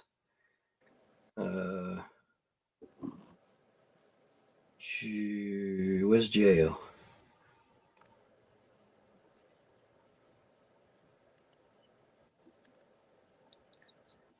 There you are. Oh, wait a minute. You didn't send it to a personal thing, did you? I don't even see it now. Gallery. Yeah, now I don't even see it now, Jo. You have to resend it to me if you still got it. Maybe you put it in the whole moderators thing, and you know that's 500 messages away. I'll never find it. 68 thumbs up. Come on, we can do better than that. There's 90 people here. My computer's a little behind. It might be 69, your favorite number. Yeah, it says there's 92 people here. Yeah. That's crazy. That is. Kevin, you got the Outcast 8S and you love it. Yeah, I really am liking mine. How do you thumbs up? You see the little thumbs up? You click it. Well, you in the chat, you got to click off chat, go thumbs up, and then you can open chat again. Right. You'll have to click the chat to come back in. Yep. What did J.O. do? How dare you, J.O.? What did he do? There's a question for you, Earl, right there from ERRC. What is your thoughts on the trenchers for wheels, Earl and Guy? New show, Earl and Guy show. I like trenchers. I'm a big fan of the trenchers. I've never tried them on a creighton, just because I can't get the mass. The smaller trenchers tend to lower the car down a little bit. But no, trenchers, I've run them on my Slash. I've run them on a lot of things. Like I said, I do have the trenchers, the double wides on my, I had them on my V4, which are this trencher. But you know, it's just a little too wide and a little too much for the knuckles. From what people told me, I ran them for a year. They seem to be okay. They just don't jump as well on the backflips with the copperheads or the backflip ones. I do like the 6S backflips that come on the Outcast. I usually will put that on my creighton because I do like the 6S and the 4S Outcast backflips. I'm a stock kind of tire guy, except to when it comes to, these are the only tires that I buy optionally. So Proline's on the bottom, the massive 24 millimeter Hex paddles, and then obviously everybody knows Hobao Racing Kaijus.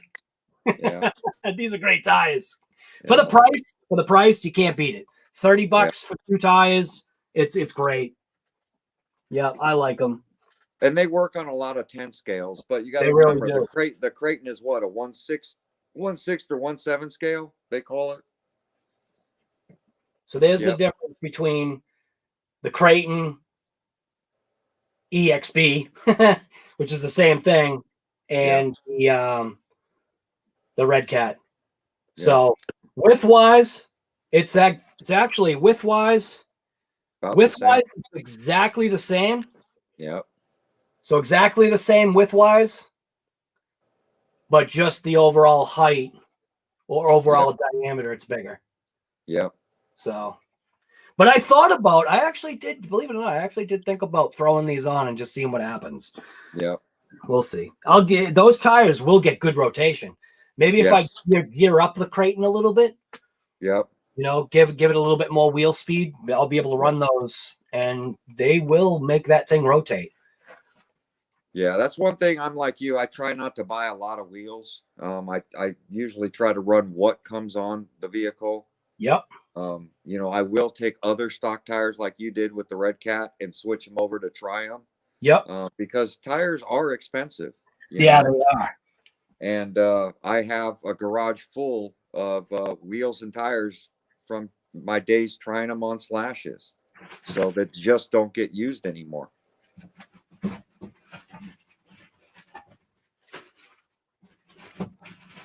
Frank, love the offset. Yeah. I actually do have other tires. Yeah. But these are specific just because these are Hobao tires for Hobao trucks. So they just seem to be more specific for those vehicles, the different tread patterns that they have for those. So street tread, another different pattern that I've got for those. So I got a bunch of these sets of tires, but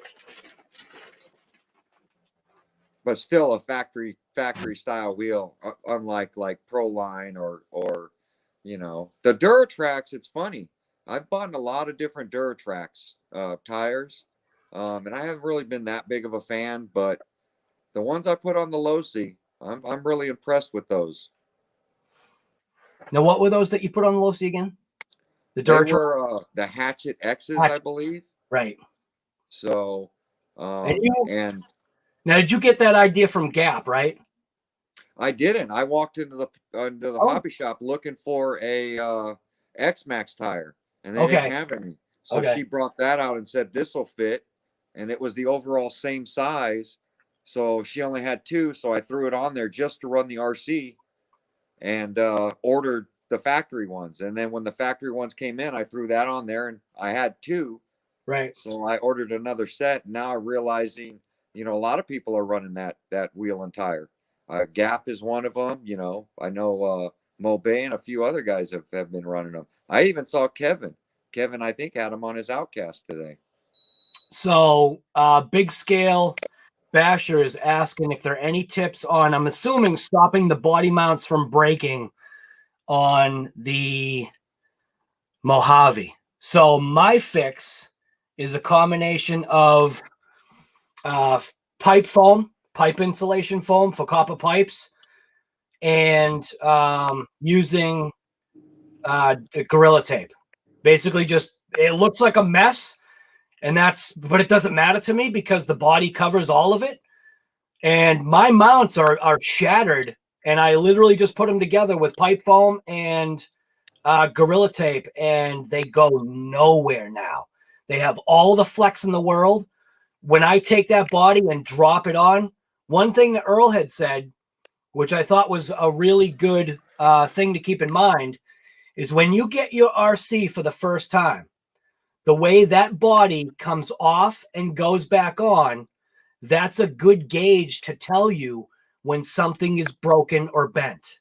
Because if you go to take that body, I mean, maybe the body's mangled, but in normal cases, if you go to take that body and you go to slap it back on and you've got a couple of pins or a pin that's not aligning, then something is causing that pin to be out of alignment. So you want to check that. Right. Now, my Mojave, even though my mounts are obliterated and I put the tape on it and did the pipe foam, I take the sides of the body, I drop it on, all 4 pins line up like that. Yeah. And mine's mangled. Yeah. Mine has hit trees, jumps, landed on its lid. I mean, your Mojave has been through hell too. Oh, yeah. And I thought I bet that chassis the last time. But Big Scale Boss is, or Big Scale Basher is saying that he uses the Duratrax on the DBXL-E, and he was saying some other brand. It disappeared again. I guess the comments got too long. 6-pack? Yeah, the 6-pack. He's using that and the Hatchet X's. Right. So why is this not working?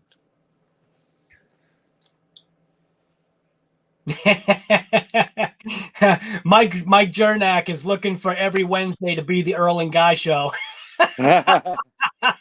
It's too hard. It's too hard, especially like when Earl gets back to work, he is gone. I mean, it's near impossible. Yeah, I mean, he's literally there from like morning till morning. Yes. So I have some time now, and I don't jump on a lot of people's lives, you know.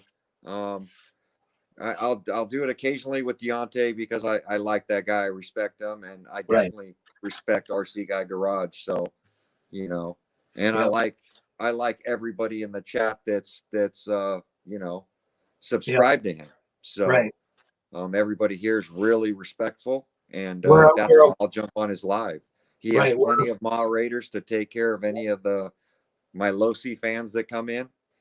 Or my Traxxas fans. Or your Traxxas fans. So I think, you know, RC Master protecting us out here. We're okay to do these lives. And I'll always jump on guys live whenever he asks. It's not a problem.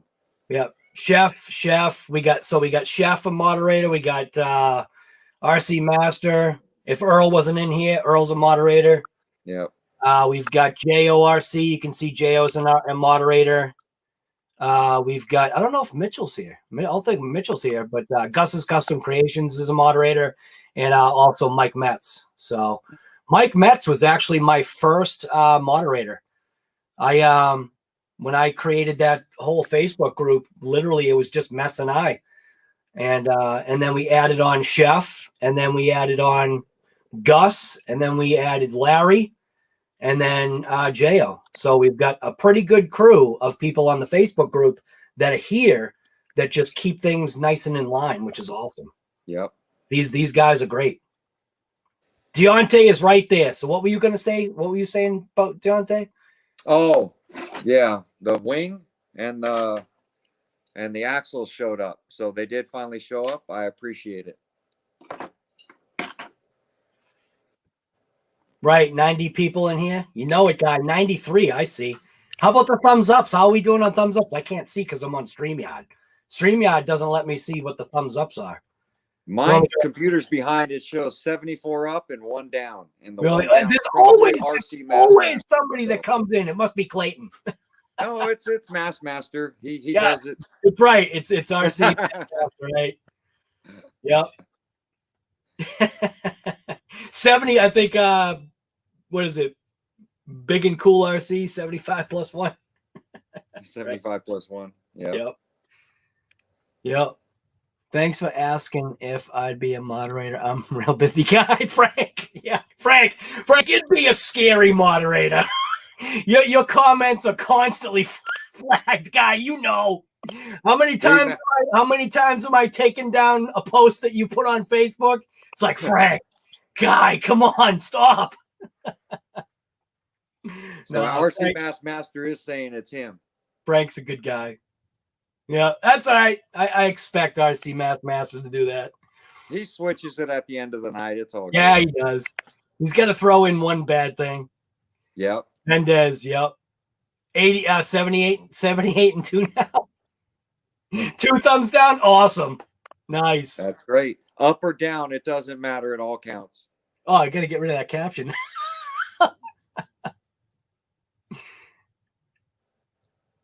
Hector Santos, you know the feeling. You're an administrator on a 24K thing. Wow, it's crazy.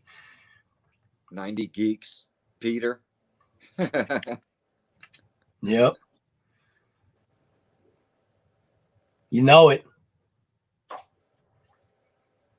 If my aunt will let me, I will make a video of a small crawler. There you go. Yep. All right, we got 3 thumbs down now. Oh, now we got 4. Nice. We're doing great. We're doing great. Oh, no. It's okay. Right.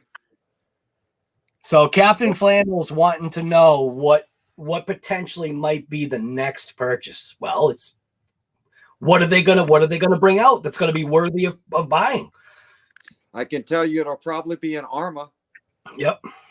An ARRMA is where I'm thinking the next big purchase is going to be. We had a little Traxxas talk today. Yep. Yep. Poor Traxxas, man. It's a rough road for them right now. It is. Yep. It is. Hopefully they can, I mean, they're sticking by this COVID thing, Their plant shut down because of it. So yeah, they really are. Look at it as they're looking for our safety. So a little bit. So Deontay, I kind of was hinting around that, and I talked to Earl a little bit on the side about that LMT, and for me, the only reason why I would get the LMT as of right now would literally be content for the channel, and as of right now, I'm not all that interested because you know how I run my vehicles. The thing is going to be an instant broken RC that's going to sit on a shelf because there's no parts.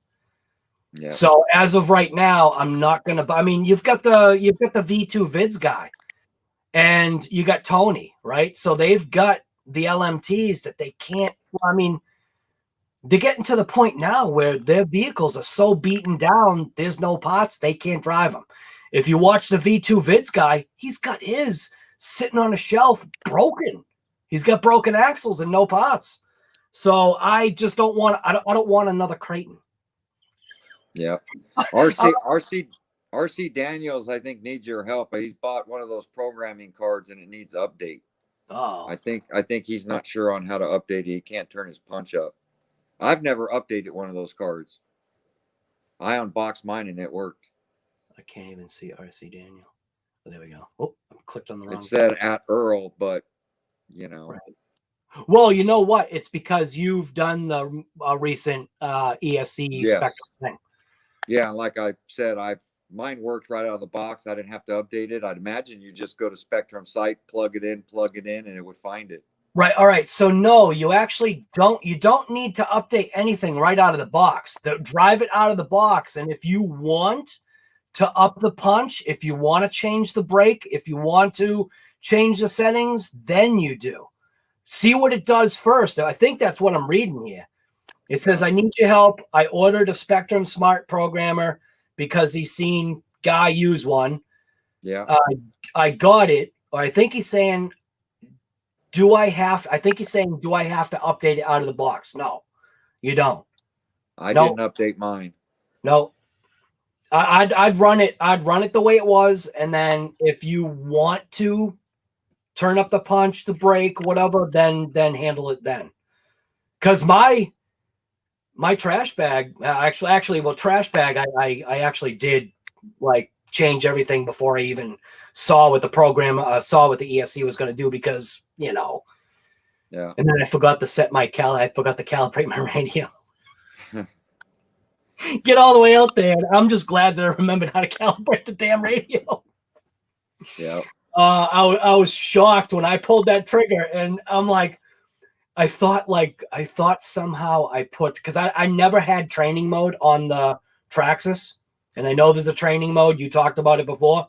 Yeah. And I thought somehow I accidentally put it in some kind of slow mode, and I'm like, oh my God, I don't know anything about this Traxxas remote. Yeah. And I realized I just didn't calibrate it. So that my daughter did it. She just held the power button too long trying to turn it off or turn it on, and it somehow, you know, went right to training mode. So it does happen. Dr. Roomba, thank you. I appreciate it.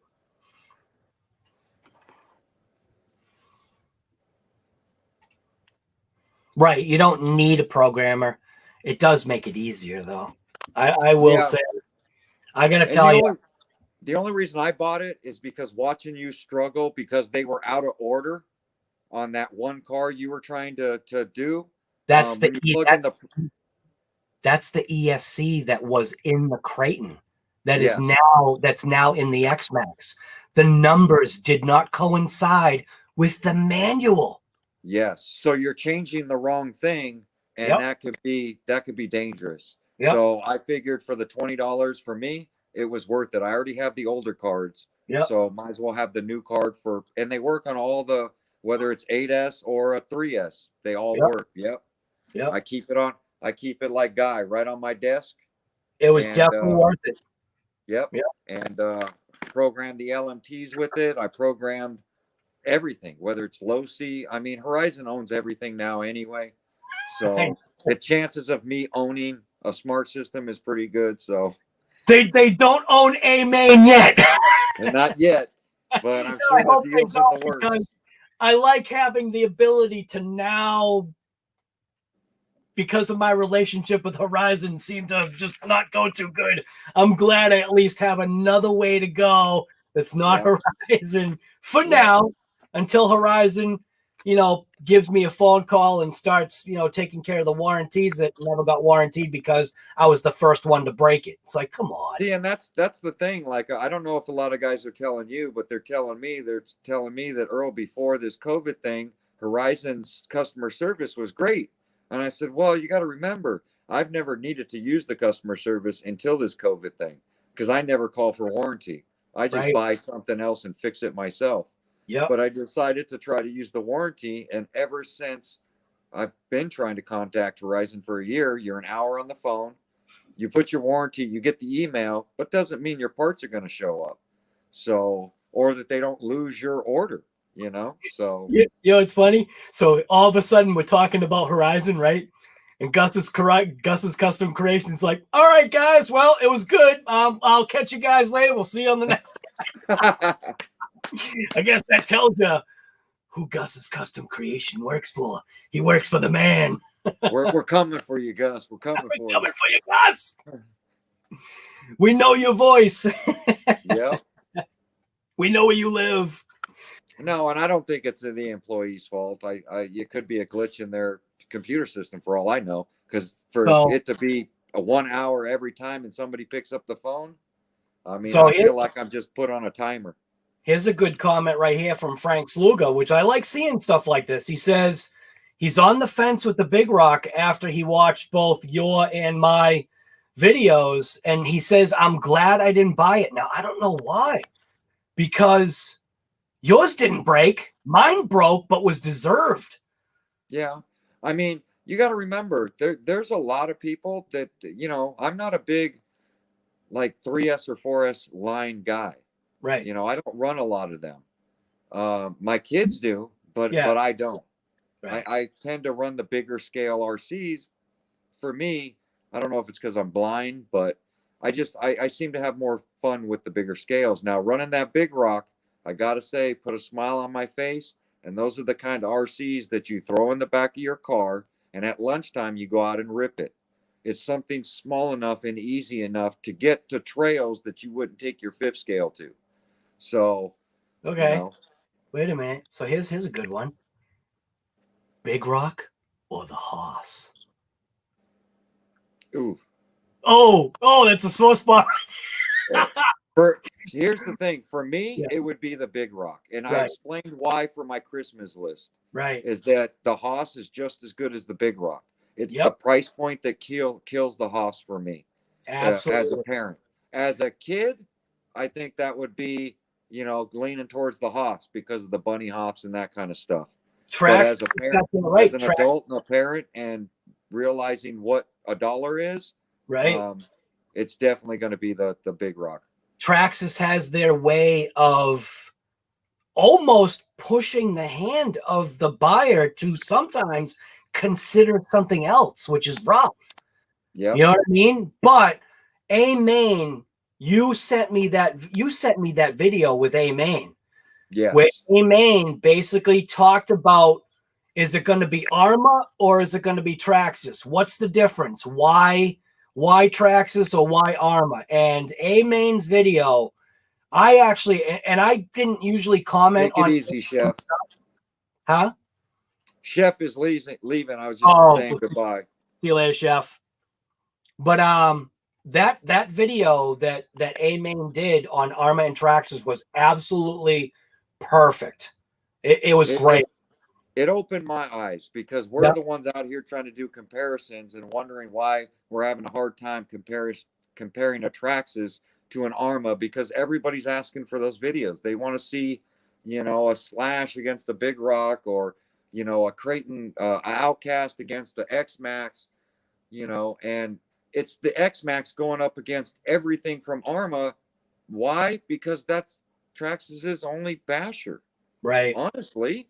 Yep. You know, so every video I'm doing, I got a X-Max and, you know, 10 ARRMAs that I'm running against it. So, and like I've had to almost defend myself on Trash Bag, which is my X-Max, only because I'm not saying that, you know, the X-Max is a piece of crap. It's not. The name Trash Bag literally came from a subscriber. And I thought it fit, and I was just like, "That is a riot." And so I did the whole thing. I put the parts in the trash bag, and, you know, made the whole thing about it. And it's funny. The last breakage of my X-Max was point blank. It was my fault. I moved that boulder so that the Big Rock didn't break, but I forgot where I threw the boulder.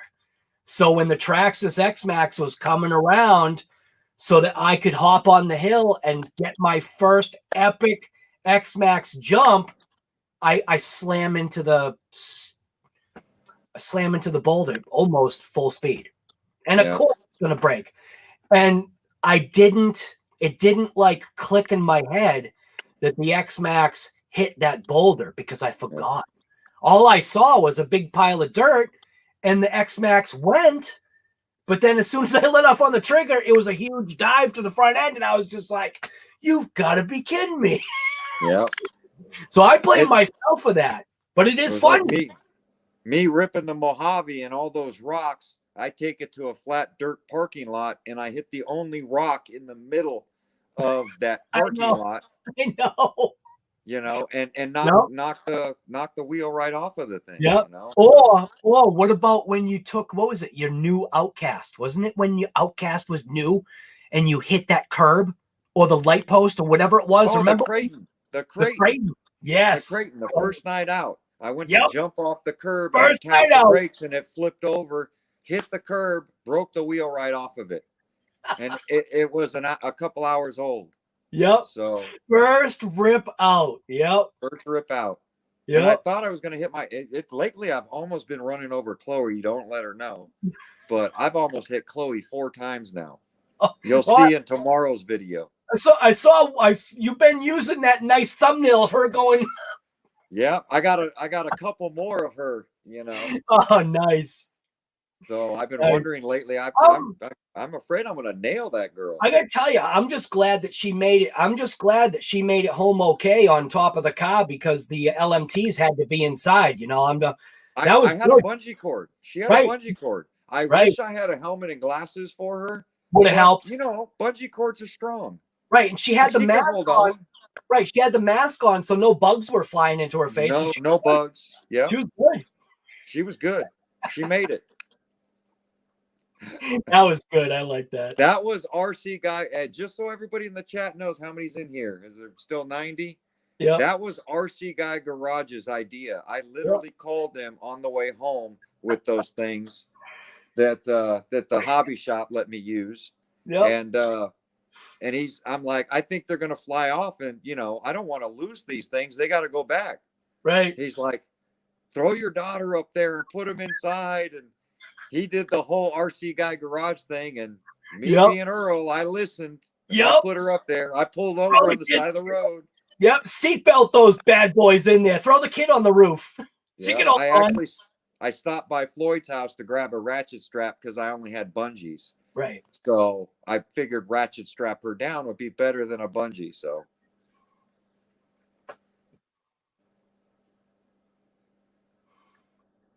Right. It's all fun and games until you hit an immovable object. You're absolutely right. Yeah. For the longest time, Earl was a tree hugger with all his RCs. He kept on, went to that specific park, and there was just that tree that just always just reached out and just went, hey, what's going on?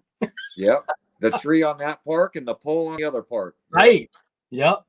Trees and poles move. So James George is saying, I have a feeling that Traxxas is going to spring something on us. Is that a pun? Meaning saying in spring? I think they're doing their homework with technology. Just a feeling. Surprise, surprise. Hey, that would be, because obviously Traxxas puts a massive amount of R&D, calculated thoughts too, though. Very calculated thoughts on how they do stuff. They're going to come out with a vehicle that is also going to be upgradable in about 6 months with all new parts, colors, aluminum, you know, wide arms, you know, then they're going to have wide CVDs, and they've really got their system down on figuring stuff to maximize profit, right? That's what Traxxas is about, maximize profit. They're really good, and they do the work, and they have to be paid for it. They really do. Yes, RC Master, we really strapped the kid to the roof of the car. You missed the video. RC Master, you haven't seen that video, guy? He Dude, comes over occasionally. He's on it a really different happened. time. It was a real thing. It was a real thing, and I put it in a couple of videos. Thomas Downey Jr. is saying he's seeing a lot of drag cars go up in flames. I'm assuming he must be talking about the XLX too. It could be, but you know, I mean, Traxxas, I know the original XLX had that issue, and they you know, put a different program in there and took all the amps out of it. Right. And that's why I have to unlock them now. Right. They literally pulled that off the market, and we had nothing. Right. So listening to Roz's statement, if everybody paid attention, I understand that there is a problem and they are catching fire, and they will work on it. But if everybody bombards them and all these bad videos and no good videos are out there, they're going to pull this off the market, and every speed run guy out there, you guys are going to lose out. Yeah. I'm not going after speed records.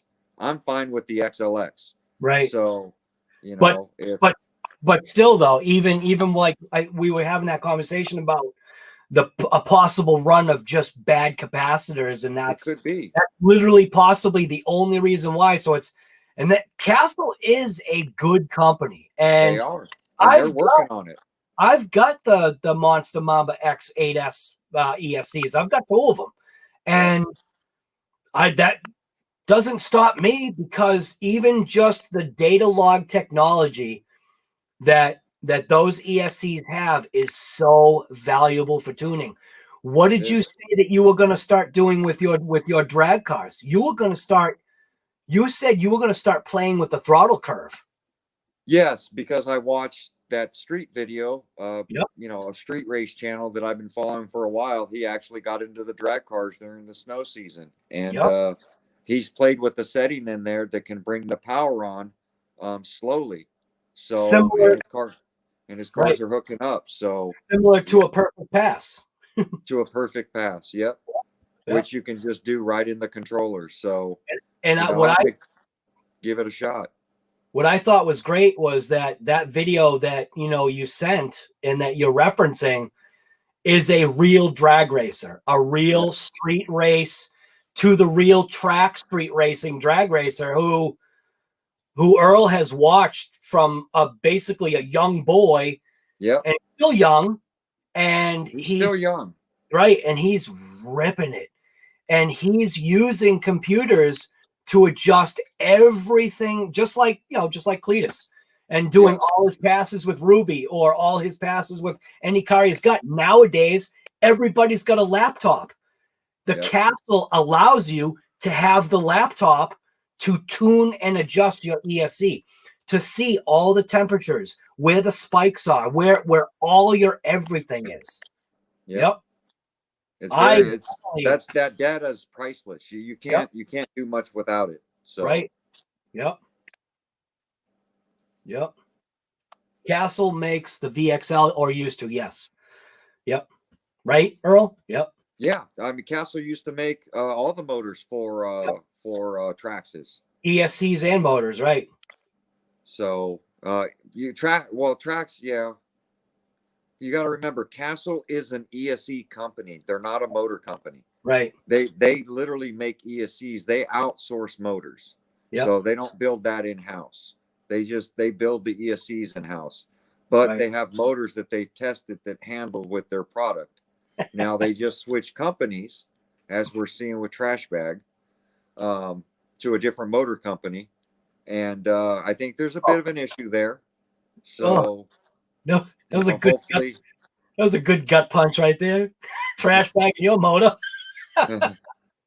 Yeah, I got one too. My yours too, though. Yeah, yours has very similar slop. It's crazy, and yours is one of the newer X Maxes too, just like mine. Yes, exactly. Mine's part of that new motor batch. So, and that's the great thing about owning 2 of everything. You know, is that I can compare if it's a manufacturer defect or if it's a company changing product on us without us knowing. We'll catch it. Since we're on the X-Max kick right now, I got wind of you have some RPM stuff coming for your X-Max. More stuff, or you already have it? No, I have it. You have it. You have the ESC holder. Oh, yeah, that's right. Yep. Yeah. You did the front hubs in which X-Max? The orange one or the blue? The orange one, because that's the one I broke. So but I bought enough to do both of them, and then of course spares, because not spares on the hubs, but spares on some of the other stuff. And then we were having a conversation about the possibility of whether you stay with Traxxas for ARRMS or you go with RPM. Now, Earl's on the side right now of staying with Traxxas. I'm on the side of going with RPM. And the only reason why I'm doing that is because, number one, it's only $30 for a set of arms. It's really not that big a deal. Yeah. But my climate is so much more cooler than Earl's climate, to where the RPM flexible, arms might not be a good idea for your climate, but for my climate, it actually might work perfect. Which I think on the Outcast 8S is the big one people are having problems with. And that's why I told Guy is, you know, RPM, they might not flex on him like everybody else, because on the hotter climates, these arms are bending and they're moving back, and people are pulling them off, putting them in water and boiling them to get them to go back into shape. Right. You know, well, out there where you guys are and it being as cold, it might just have enough flex in the cold to where it's going to work out perfect and not bend and stay back. And that's So, what I'm hoping, because I think V2 Vids, I can't remember what he was running, whether if he was running RPM or if he was stock, but he did his, you know, crazy jumps. And I think I remember him saying for him, and he's in a cold climate right now, that I think even his arms pulled out.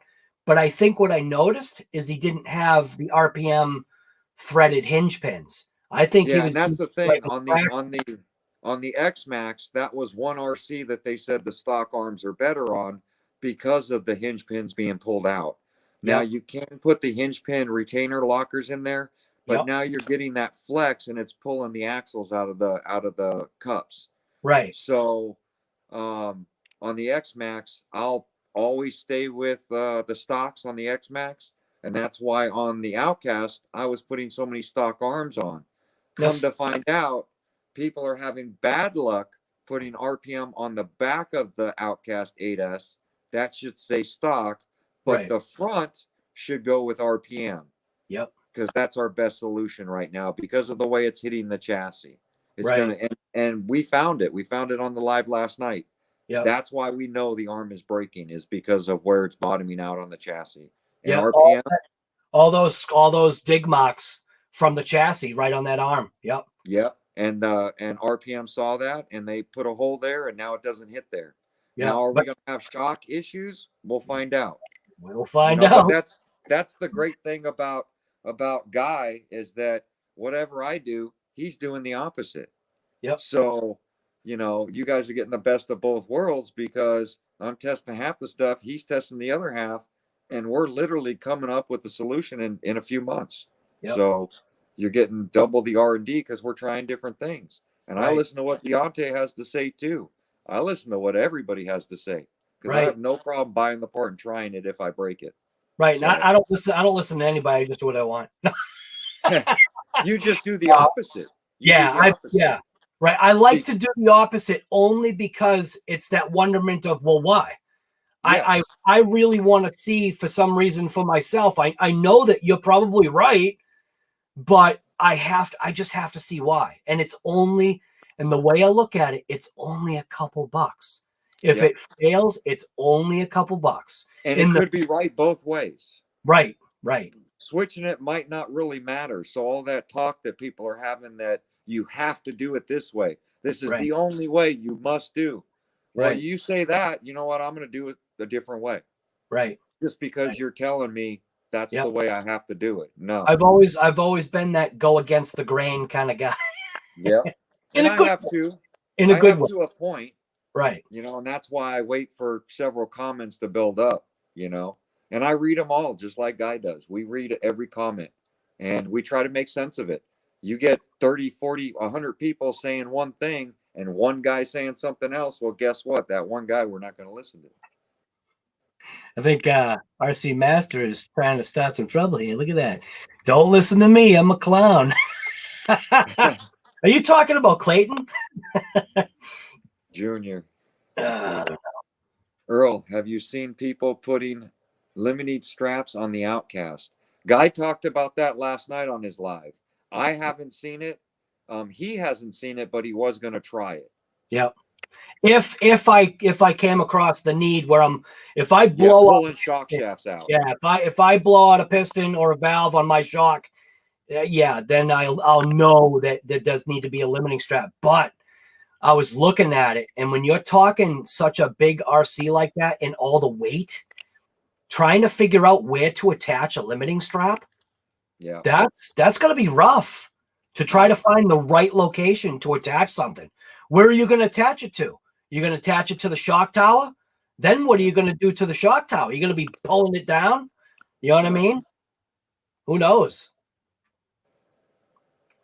Yep. And that's where maybe just installing those grub screws on the bottom of the factory arm might be the fix in the end. We Right. just won't know until we keep wrecking the Outcast 8S until it holds. Right. We also have to remember too that no matter what, just about every part on an RC is a consumable. Yeah. So over time, that chassis, if you've got those little screws, the screws are going to wear away because you've got steel wearing away on aluminum. Eventually, that aluminum is gone. You've got to buy a new chassis because those screws are constantly rubbing and chafing and chewing away. So technically the chassis is a consumable, even though you wouldn't think it is. It is. Well, we're running it across rocks all day long and gouging the chassis, so I knew it was a consumable. Right. And that's why these new expensive chassis, it's kind of hard to put out big money on them because you know what, I'm going to be replacing it soon anyway if I keep running it the way I run it. You know. Now I thought I had seen. Now I'm probably wrong on this, but I thought I saw somewhere someone for a chassis made actually a replacement something. It was because they were realizing that those little ears for the limiting screws or droop screws, whatever you want to call them, was becoming a consumable part that I thought a manufacturer, I mean, it could have been a dream. I have dreams. I have a dream that I thought somebody made something so that there was actually a consumable replacement part that goes on the chassis for where those, I'm probably dreaming. I was thinking like, who knows, maybe like M2C or something. You got to remember all the companies out there doing the chassis protectors and the scrape plates and all that stuff to try to save the chassis. And now you're still, look at what you're paying for that stuff. Right. A chassis is $60. When you're spending $100 on these chassis skid plates, is it worth it? Right. I'd rather wear out my chassis than spend $100 to protect it now when I could just replace the chassis later. Now, if we didn't have Jenny's RC that had a ton of chassis, then maybe I'd put that stuff on. Right. But, you know, $30 for the back piece. I'm waiting. I'm still waiting. I'm still waiting for the royalty check for you and I from Jenny's RC for how much people we're like, go to Jenny's and get your parts. I had 3 people send me a link in the comments today telling me go to Jenny's and buy the parts, and I'm like, buy the wheels. Why are you spending $42? Order it from Jenny's. Where I'm sitting right now, I've got 3 bags of Jenny's RC parts and a box. Yep. It's great. How could you? It is. I needed that Mojave battery tray because that thing, when I put that in my VT, I put that in my other Hobao. That battery tray is so usable in other RCs just with a little bit of a modification. And then you're only paying like say $37 for all those parts. You know what I mean? It's such a great price. So it looks like Jessica's saying something about suspension limiting straps are on eBay made by Hot Racing. Really? Suspension travel limiting straps. Hot Racing has them on for the Outcast? Because that would have to be a pretty stout strap. Might have to check that out. Yep. Maybe the X-Max or the DBXL-E 2.0. Big Scale Boss should know. It sounds like he runs a lot of the bigger scales. Or big scale, yeah.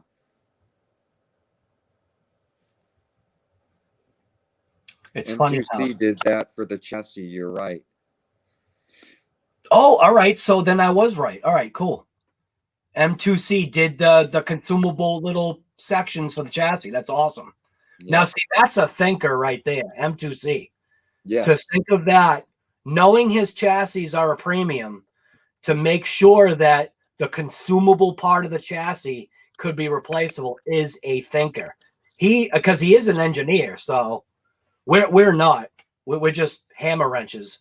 See, Jessica's saying that it's for the X-Max or Traxxas. Oh, okay. Yeah.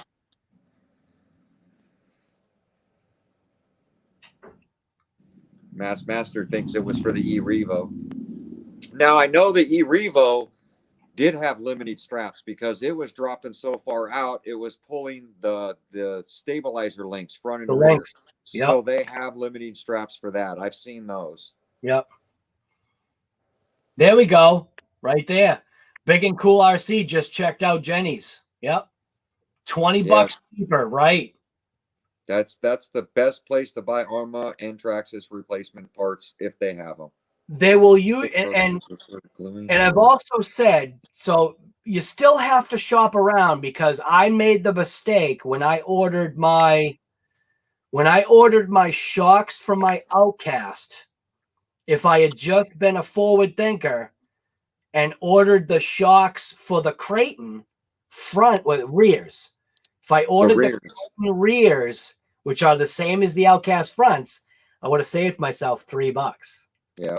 It's crazy. It's the same exact shock. Yep. It's the same 190 millimeter shock. So I don't know if the shock oil weight is different. I'm not sure about that, but yeah, you got to still price shop, because Jenny's RC is definitely like the go-to place. I know for me, and I believe also for Earl, but you still have to price shop, because don't just get yourself locked into one, because Jenny's RC does charge a premium for shipping. They do a good job with the packaging, at least they have so far. Yeah.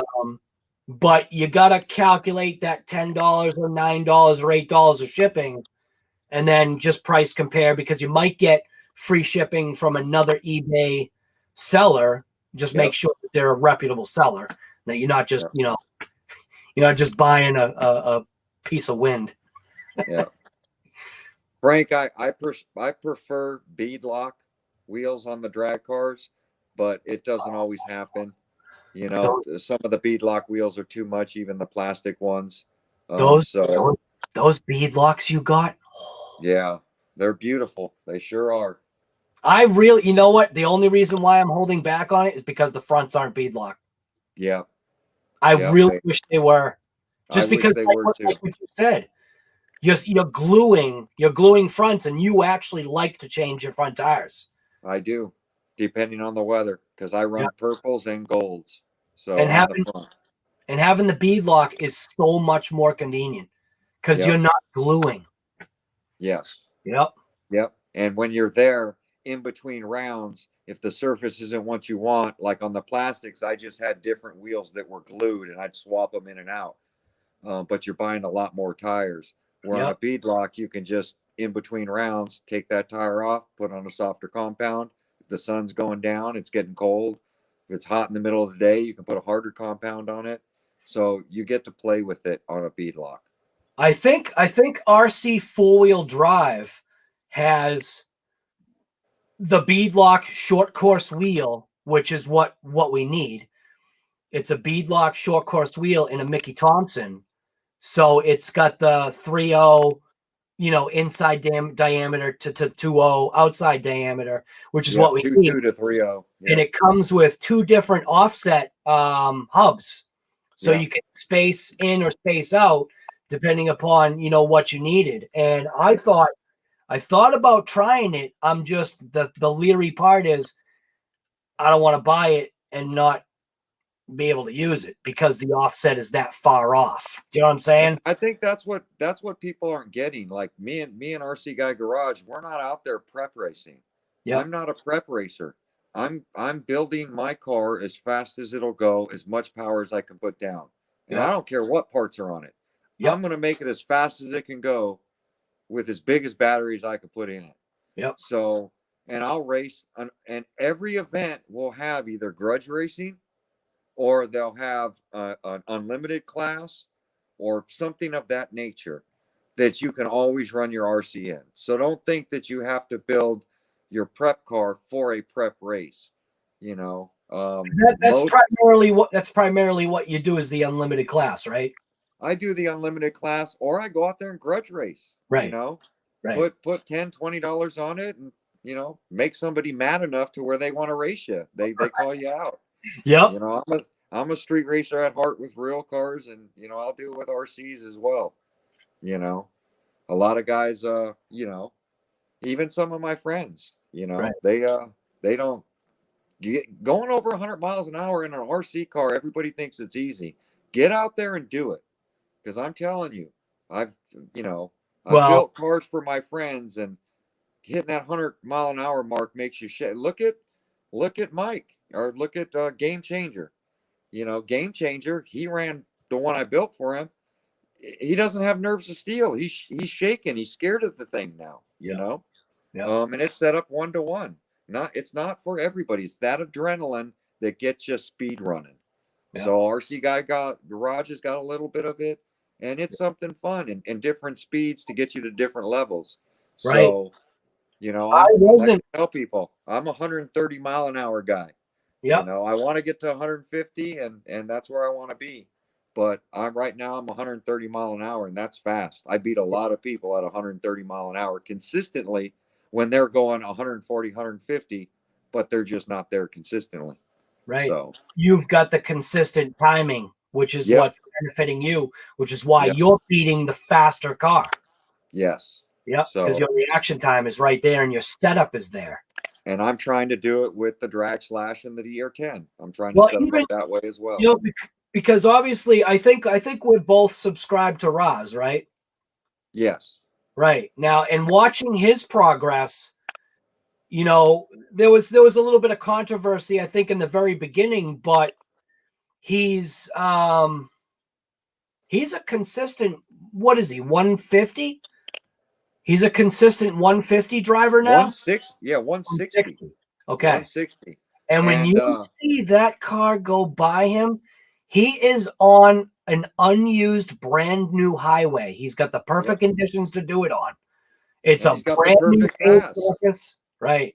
It's a closed road, brand new paved surface, and nobody's on it right now. And when that car goes by, and I think his last pass that I just saw, which he called a failed pass because he's trying to really go. I what's funny is that I like want to be there, like, just because, like, and because you want to see what's going on. Why is his new body, which looks aerodynamic, but it's not? It's the upside down boat. It's the causing down boat by RC Master. Yep. It's causing him issues, and he can't figure it out. But eventually he will. Eventually he'll figure it out. Yep. Eventually he'll figure out the upside down boat's just not going to work. Yeah. Yep. It's almost. It's funny because, and that was another thing. People were when he first started doing YouTube and showing people that he was using a gyro and controlling his RCs, and he had a lot of wrecks before then.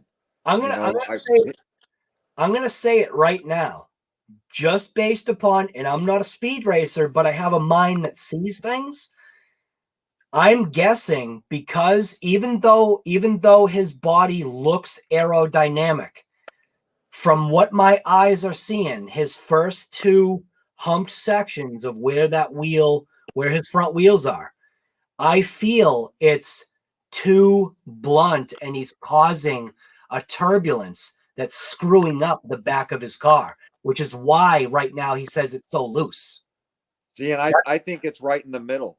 Where he took the hump off right in the center. Yeah. It used to be a tremendous downforce. He cut that off, and he did an inverted hump. So he's getting the air's coming up over the wheel wells, creating turbulence right in there and sucking it off the road. Right. That's the way it looks to me. But right. So I'm seeing it come over the front wheels and just kind of do something funky on the sides and maybe the corners. Yep. And you're seeing it come over the top and basically sucking the back of the car up. Yes. Yep. Picking the whole RC up. Yep. Yep. So, so he might have. It looks like RC Master said, it looks like a capsized boat. Yeah, he might have to think about. I mean, he's got his bat wings on there, but he might have to think about something to give a little bit of down pressure on that back, just to plant the rear end down. Or in the middle. Yep. Yep. Or a nice big fin that goes down the whole middle. Yes. He'll put a submarine fin on it, Yep. Because the open wheel cars were always they always suffered that, and that's where the cockpit came from, on an open wheel Formula One car with that little windscreen and all the Euro and the relief cuts in it. All that's there for a reason. Right. So because in the older days, it looked like an upside down bolt with the guy's head sticking out of the car, and they Yep. were getting loose and airborne. So Man, I mean, so many- he's in the 50s right now. Once he gets up into the 90s and 2000s, we're gonna start seeing some speed out of him. when I see those old race cars, man. Death traps, they flip over. Oh you are my DQ'd. God. Yeah, you're done. Yeah. It has a little hoop. A little hoop Yeah. that's about the same size as your head. That's it. Yeah. What's That way they can recognize you. Your head's going like this in it. You know? Yeah. Your head's just off. It's gone. There was no Hans device back then. No, there was nothing. Yep. Yeah. Earl Moorhead, do you have pets? Yes, he has 3 of them. Yes. And they eat me out of house and home. Yes, he has 3. No, we have a cat. It's a stray cat. It kind of came around and it stays now. Yes, right. Of course. Yeah. Too much downforce, but he has no downforce right now. Yes. It's no downforce, like Earl is saying, to the middle to the back of that car. There's no downforce at all. I mean, it looks like the front end of that thing would have a ton of downforce. Yeah, but it's all the front though. Yeah, but right? you have to get to that downforce, which is 150 miles an hour. If Right. it's loose at 100, you're never going to get to the tight at 150. When There's a compromise there. And that's why I'm saying the great part is that he point blank says, I don't know anything. I'm learning as I go.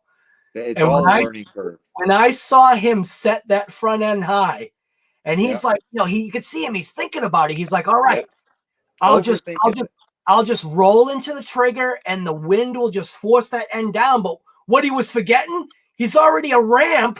The air is just going to go right here.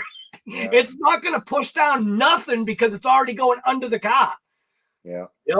I was just and like, he realized it afterwards, which is great. But at least he didn't cut it out. He showed us. Right. So and that's what I like him about for that. Yes, absolutely. He's doing a great job. He really, I actually enjoy it. And to be quite honest with you, the same thing with Kevin Talbot. He's changed. Right. He's really becoming more of that, you know, open-minded. Yes.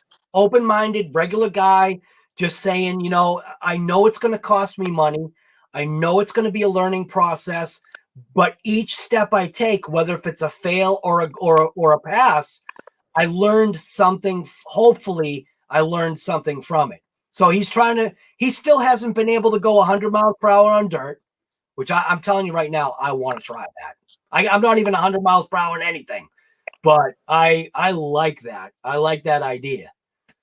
I'd like my Mojave to go 100. RC Daniel, I think it would be the 8S Outcast would have more torque than the Traxxas X-Max. It's a heavier RC, and the KVs show that it has more torque. 1250 kV. So when are we going to start up the Raz 2x4? Hey, that was good though. I like that because it showed how strong that XLX2 is by dunking that thing in water and then just pummeling the crap out of the trigger. That was great. Yeah. It would have been good if he was on a pogo stick in the center of the water. Dude, hanging on. I was waiting for that 2x4 to fly out of the guy's hand and go through the window behind him. You too, huh? Yeah. I was waiting for that window to get broke out. I was like, that 2x4 is just, he's going to have all splinters in his hand. That thing's just going to launch through the window. That thing had some power. It looked like it. Yeah. It was rocking his buddy there. Yep. No, Matrix, if Matrix RC, if you just go check Phil Jolly, he's already hit the 70 miles an hour with I think an Outcast or a Creighton on grass. So he does have a video up of it, and he shows what motor and stuff he uses on it. I think it's great that all this is like becoming a challenge for everybody to just do it. It's like this, obviously this whole COVID coronavirus caused the RC hobby to wake back up. It caused people that hadn't been in the hobby for a long time to come back into it. And that's what I've seen, like through my channel and through the Facebook channel and other channels was that, you know, it brought it back to life, and the manufacturers just can't keep up with the demand right now. You got to remember, the world bought out the RC community. Old stock, new stock, everything has been sold out. And we did it, you know. Everybody knows what RC is now, and they're realizing that there's a whole community out there and a lot of supporters and a lot of aftermarket parts now, manufacturers that are building stuff to help us. Kind of like, you know, M2C is going to help us out on this creighton, you know, hopefully. Right. So, you know, I like how you said that. M2C, you got engineers and doctors and everybody in RC right now that's figuring out fixes. Mechanics like us, you know. I like how you said that, though. I like how you said that. M2C is going to help us out. They are. They are. Yep. They will help us out. I don't have a doubt of that. So. Right, Thomas. It definitely was rough with the lockdown. Right. Yep. And this just kept our minds busy, kept us going. And now that, you know, the world's opening up and everybody's going back to work, well, guess what? We got thousands of dollars sitting at home that we still want to play with at the weekends. I'm still wondering when's going to be the next video where we get to see the speed jump and the golf carts. I haven't seen any of that in a long time. Well, we saw the speed jump, the LMT speed jump, but no golf carts that day. No golf carts. We got to have them both at the same time. So I got to get out earlier. Yes. So. M2C will kill it. Yes, they will. M2C is I really, I don't know anything about the company in reality, but me either. I'm glad that somebody like that, who's a regular guy, that's what I like about it. He's a regular guy, very smart, and he point blank just said, I want to, the last interview I saw, he basically said something along the lines of, I just want to make it so that the only thing that you're potentially changing out is a battery pack. That's what he was saying. I just want you to have to change out a battery pack. That's my mission. So I thought that was pretty good. You know? It's like Earl's frozen. No, I was trying to read these comments, but they're so far away. Right.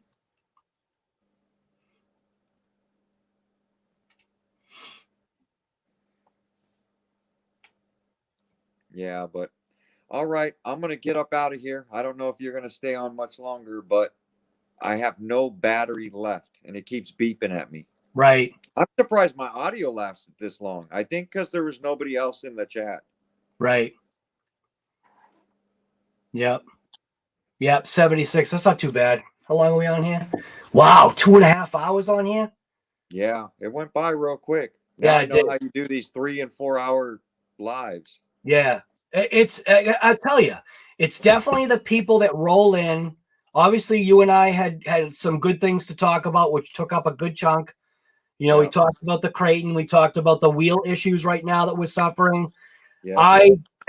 And because of Earl Moorhead's video, that's what stopped me. And I'm kind of glad because he just, in effect, saved me from potentially spending an additional, $50 to $100 in additional parts that I might need, where all I'm going to do is now switch out my hex from the factory hex, find a lock washer, pound it down, install it, and then hopefully rip my creighton. It's just, I'm just glad. Thank you, Earl. And that's the thing. I'm not out here. I'm not creating these videos to talk bad about ARRMA. That's not why I post them. Even though they make me mad and that they break, it's to bring awareness. And that's all it is. That's what most of my videos are. When I have a wheel come off or I do something wrong, I still show it. I say things wrong all the time in my videos, and I just try to correct them with words, and I spell stuff wrong. But it's just bringing awareness so that I can read the comments and see what's going on, and maybe we can come up with a fix. And I'm going to try everything to get it fixed. And that's the nice thing about the RC community, and that's the nice thing about having a YouTube channel is that I can put it out there. And we are going to make mistakes, but you know, when RC Guy Garage called today, it lit up my eyes like, wait, you're having the problem too? Yep. And then reading some of the comments, there's a lot of people, if you go into that video, that have had wheels stripped out. Yep. So, you know, I really thought I might have left something loose, but going back and watching my videos, I tightened all 4 of those wheels before I went out and ripped. Just like me with the Traxxas X-Max. Yeah, Amazing truck, but for me right now, it's just there's some kinks I've got to work out, and then hopefully after doing this RPM stuff, hopefully I'll actually have the truck that I've seen other people have. Even your X-Max, we discovered the problem with the motor. Yeah. And I never thought that problem was there because you saw my old one didn't have that issue. Right. Just the new one did. We did find a new problem with the Traxxas X-Max because it's always been spur gears and rear hub bearings. And occasionally the front hub bearing because it's the same, but for some reason you're not landing on it all the time and it's not getting chewed up. Right. Diamond dust tend to wipe out all of them. Yeah. So, you know, but we did discover that RC Guy Garage wasn't crazy. He had a motor issue. Right. So, and I took mine apart and found the same issue. I broke out a dial indicator. Yes. I felt like I had to really show numbers. I wanted people to see that needle going like that. You saw me at home. I went and broke mine out and I was like, where is your guy? Because here's my numbers. What are your numbers? You're like, I'm looking for it now. It's somewhere in the garage. Yep. So that's a rear end dial indicator for working on cars, race cars. Right. So I broke it out and I wanted to see my number. I wanted to see what it was, what the tolerance was from the one that was good from the one to the one that was bad. And once we got that number, we determined that RC Guy Garage was almost double what mine was. Yep. And his was newer than mine. So they're either having a tooling issue or a supply issue right there, and hopefully it'll get fixed soon. But at least the awareness is out there now. So I know your phone's gonna cut off. It's gonna die any second. All right. Well, nice Earl, seeing everybody. Thank you, Earl, for coming. Thanks for the invite. I appreciate it. You know it, man. You guys have a wonderful evening. I will see you on the next video. See you next time. I got you. Now get out there and rip it. There you go. I'll see you on the next video. Get out there and rip it. All right. See you later, Earl. Bye. That was good. So I think this was a pretty productive stream. Granted, I can't see how many thumbs up there are. Man, I'm hoping it was good.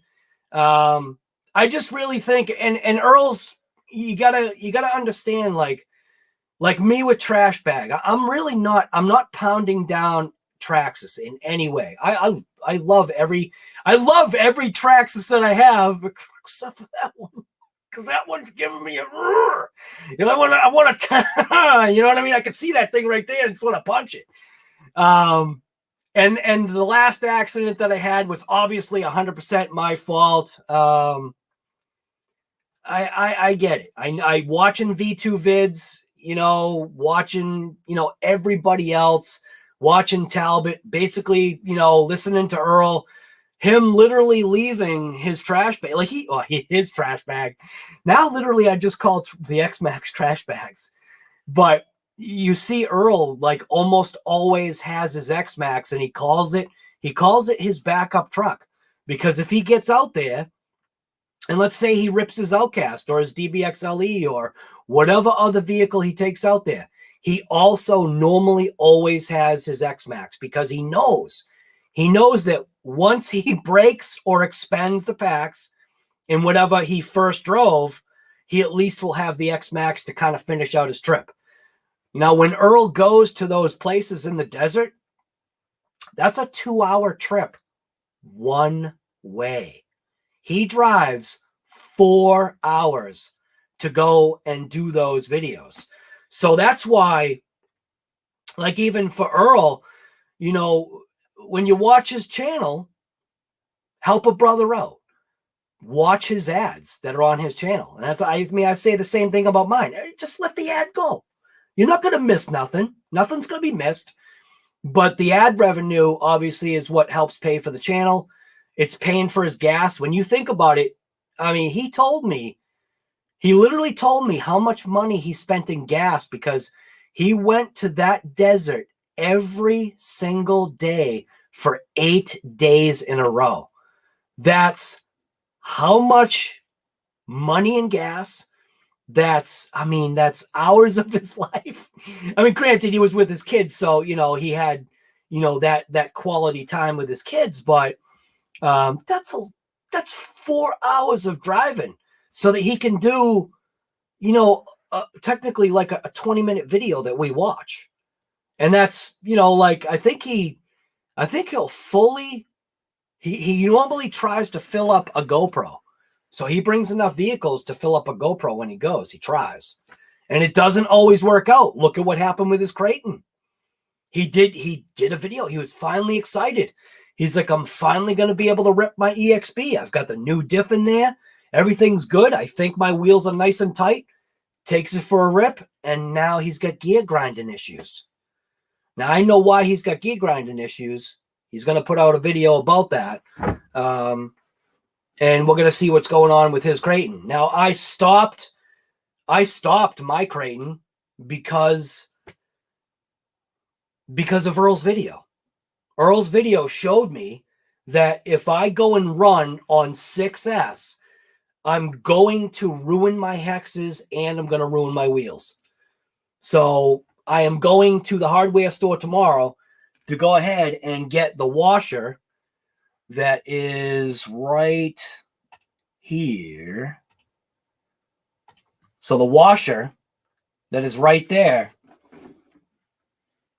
I'm going to grab more of those washers, pound them out. I'll bring my dial indicator. I'll bring my caliper with me, and I'll make sure that whatever washer or lock washer I grab is going to be the same exact numbers, so that I can actually rip my creighton. So I can kind of, wrong camera, so that I can kind of like, I guess, continue. So hopefully you like these episodes. It is very tough once Earl gets back to work to, be able to do these lives. They are time consuming because, he could have been wrenching or doing another video. But anytime, the way I look at it, anytime, Earl and I kind of like have a similarity, we're gonna come out and we're gonna have a chat about it. So that's it. Hopefully you enjoyed this episode from RC Guy Garage. This was Shop Talk and Wrench. More issues with the creighton. So hopefully between Earl and I, and then maybe M2C, hopefully. I mean, I don't know. It's not like I've got, a phone number for the guy. Maybe I could try shooting him in the email, but who knows? Maybe somebody in chat already knows, the guy from M2C, and I don't know him personally, but what would be great is if he could make this piece work, make a hex for the EXB, because the EXB in my mind needs it. So I'm going to do my fix. I'm going to get out there and rip it. I always tell you guys, get out there and rip it, because this hobby actually is fun. This is literally the bridge between real automotive stuff when you think about it. So much, especially nowadays with these cars that they've got, so much of this stuff is so automotive related. Get your hands dirty. Wear gloves. Wear eye protection. Wear hearing protection if you need it, especially if you're working on your car. Yeah, that's it. I really don't have anything else to say. Just, right. Yeah, he already has it for the Mojave. It doesn't work. Deontay, if you're talking about the Hex, it's for the Mojave, it doesn't work for the creighton. Cheaper way to fix up your car. Tony, see you later, guy. But anyways, like I said, for now, I'm just going to flatten out a lock washer and see. Yeah, because see, Deontay, this was what I was trying to show. See the whole location? So technically, even though this is very similar to the Mojave doesn't have this portion. So this section of spacer, the Mojave doesn't have. So that's part of the problem. So it's more flat. It's got the Mojave has that lip on the very end, but it's got that width. So he extended the threads to allow for a lock washer, but it's not enough for the creighton. But anyways, yeah, that's it. All right. Maybe a... Now, you know what? I don't think there's going to be a COVID and coffee tomorrow because my daughter literally turns 21 in about 20 minutes. So, and I always do like a special breakfast for her. I give her breakfast in bed in the morning on her birthday. I've done that for years, and I see no need to stop. So it's going to be different. It's going to be a lot of chocolate chips. 21 chocolate chips. 21 little blobs of whipped cream. I give her coffee. I give her everything. So I did it for all the kids. So anyways, all right. Thank you guys for coming. If you haven't hit the thumbs up on the way out, just please go ahead and do it. You don't have to subscribe to the channel. I'm not asking for that. Just if you're here and you like what you saw, bam. Just it just tells YouTube that, you know, maybe the content is watchable. Maybe that's why you're here. So we got Big and Cool, J.O., Captain Flannel, Earl Moorhead, JORC, Game Changer. What's going on, guy? Let's see. Deontay. We've got Big Scale Bashers. And the chat's going by way too fast. Who else is here? Woody Cressman. We've got Frank Sluga. Tony was here. Ryan. Ton of people. Jeremiah. Living the RC dream. You know it, guy. It's fun. It really is fun. I don't know why more people don't do it. Probably because they realize that they'd have a much happier bank account without RCs. Think about it, man. Sometimes I'm telling you, when you go buy a set of tires and wheels for your RC car and it's almost the same price as a set of tires for your real car, kind of makes you think a little bit like, wow. We got RC Daniel. Clayton's got 5 accounts. Right. Deontay, thank you for that. Thank you for saying it was a good stream, man. Your streams are good too, man. Your streams are a little spicy. AZRC. And I think I'm good. Peter. And Thomas Downey Jr. I think I pretty much just shouted out just about everybody. James Griffin, a Suckender, Tom Andrews, and I think that's it. All right. 100. Are you serious? There's 104 likes. Jonathan Davis, what's going on, guy? Dude, I'm ending the stream right now. So the lead singer from Korn just showed up. That's Jonathan Davis from Korn.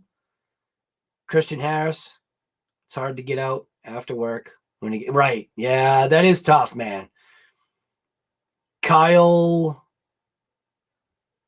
Geldmaker.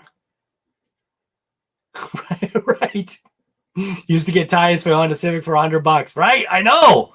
It's insane, guy. Yep. Falcon 992. We'll see you later, man. 106. Holy smokes. You guys killed it. Thank you. I appreciate it. Definitely appreciate it big time. Holy smokes.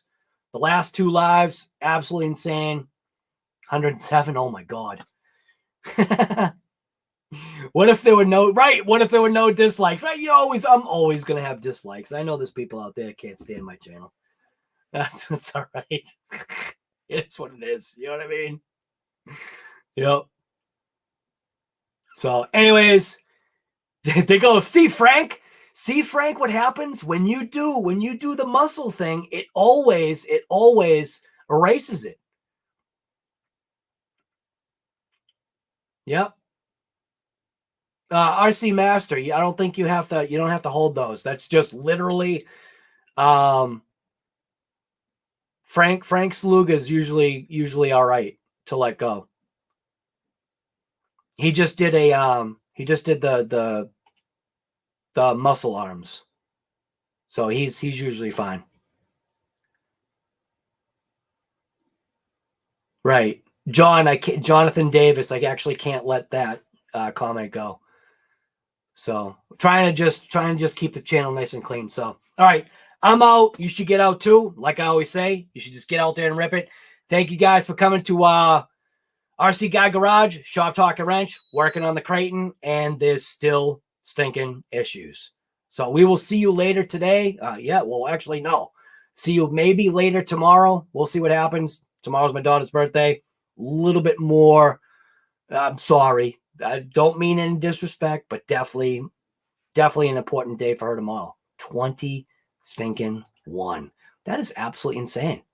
So, all right. I am going to end the broadcast. Thank you guys for coming, and we will see you on the next one.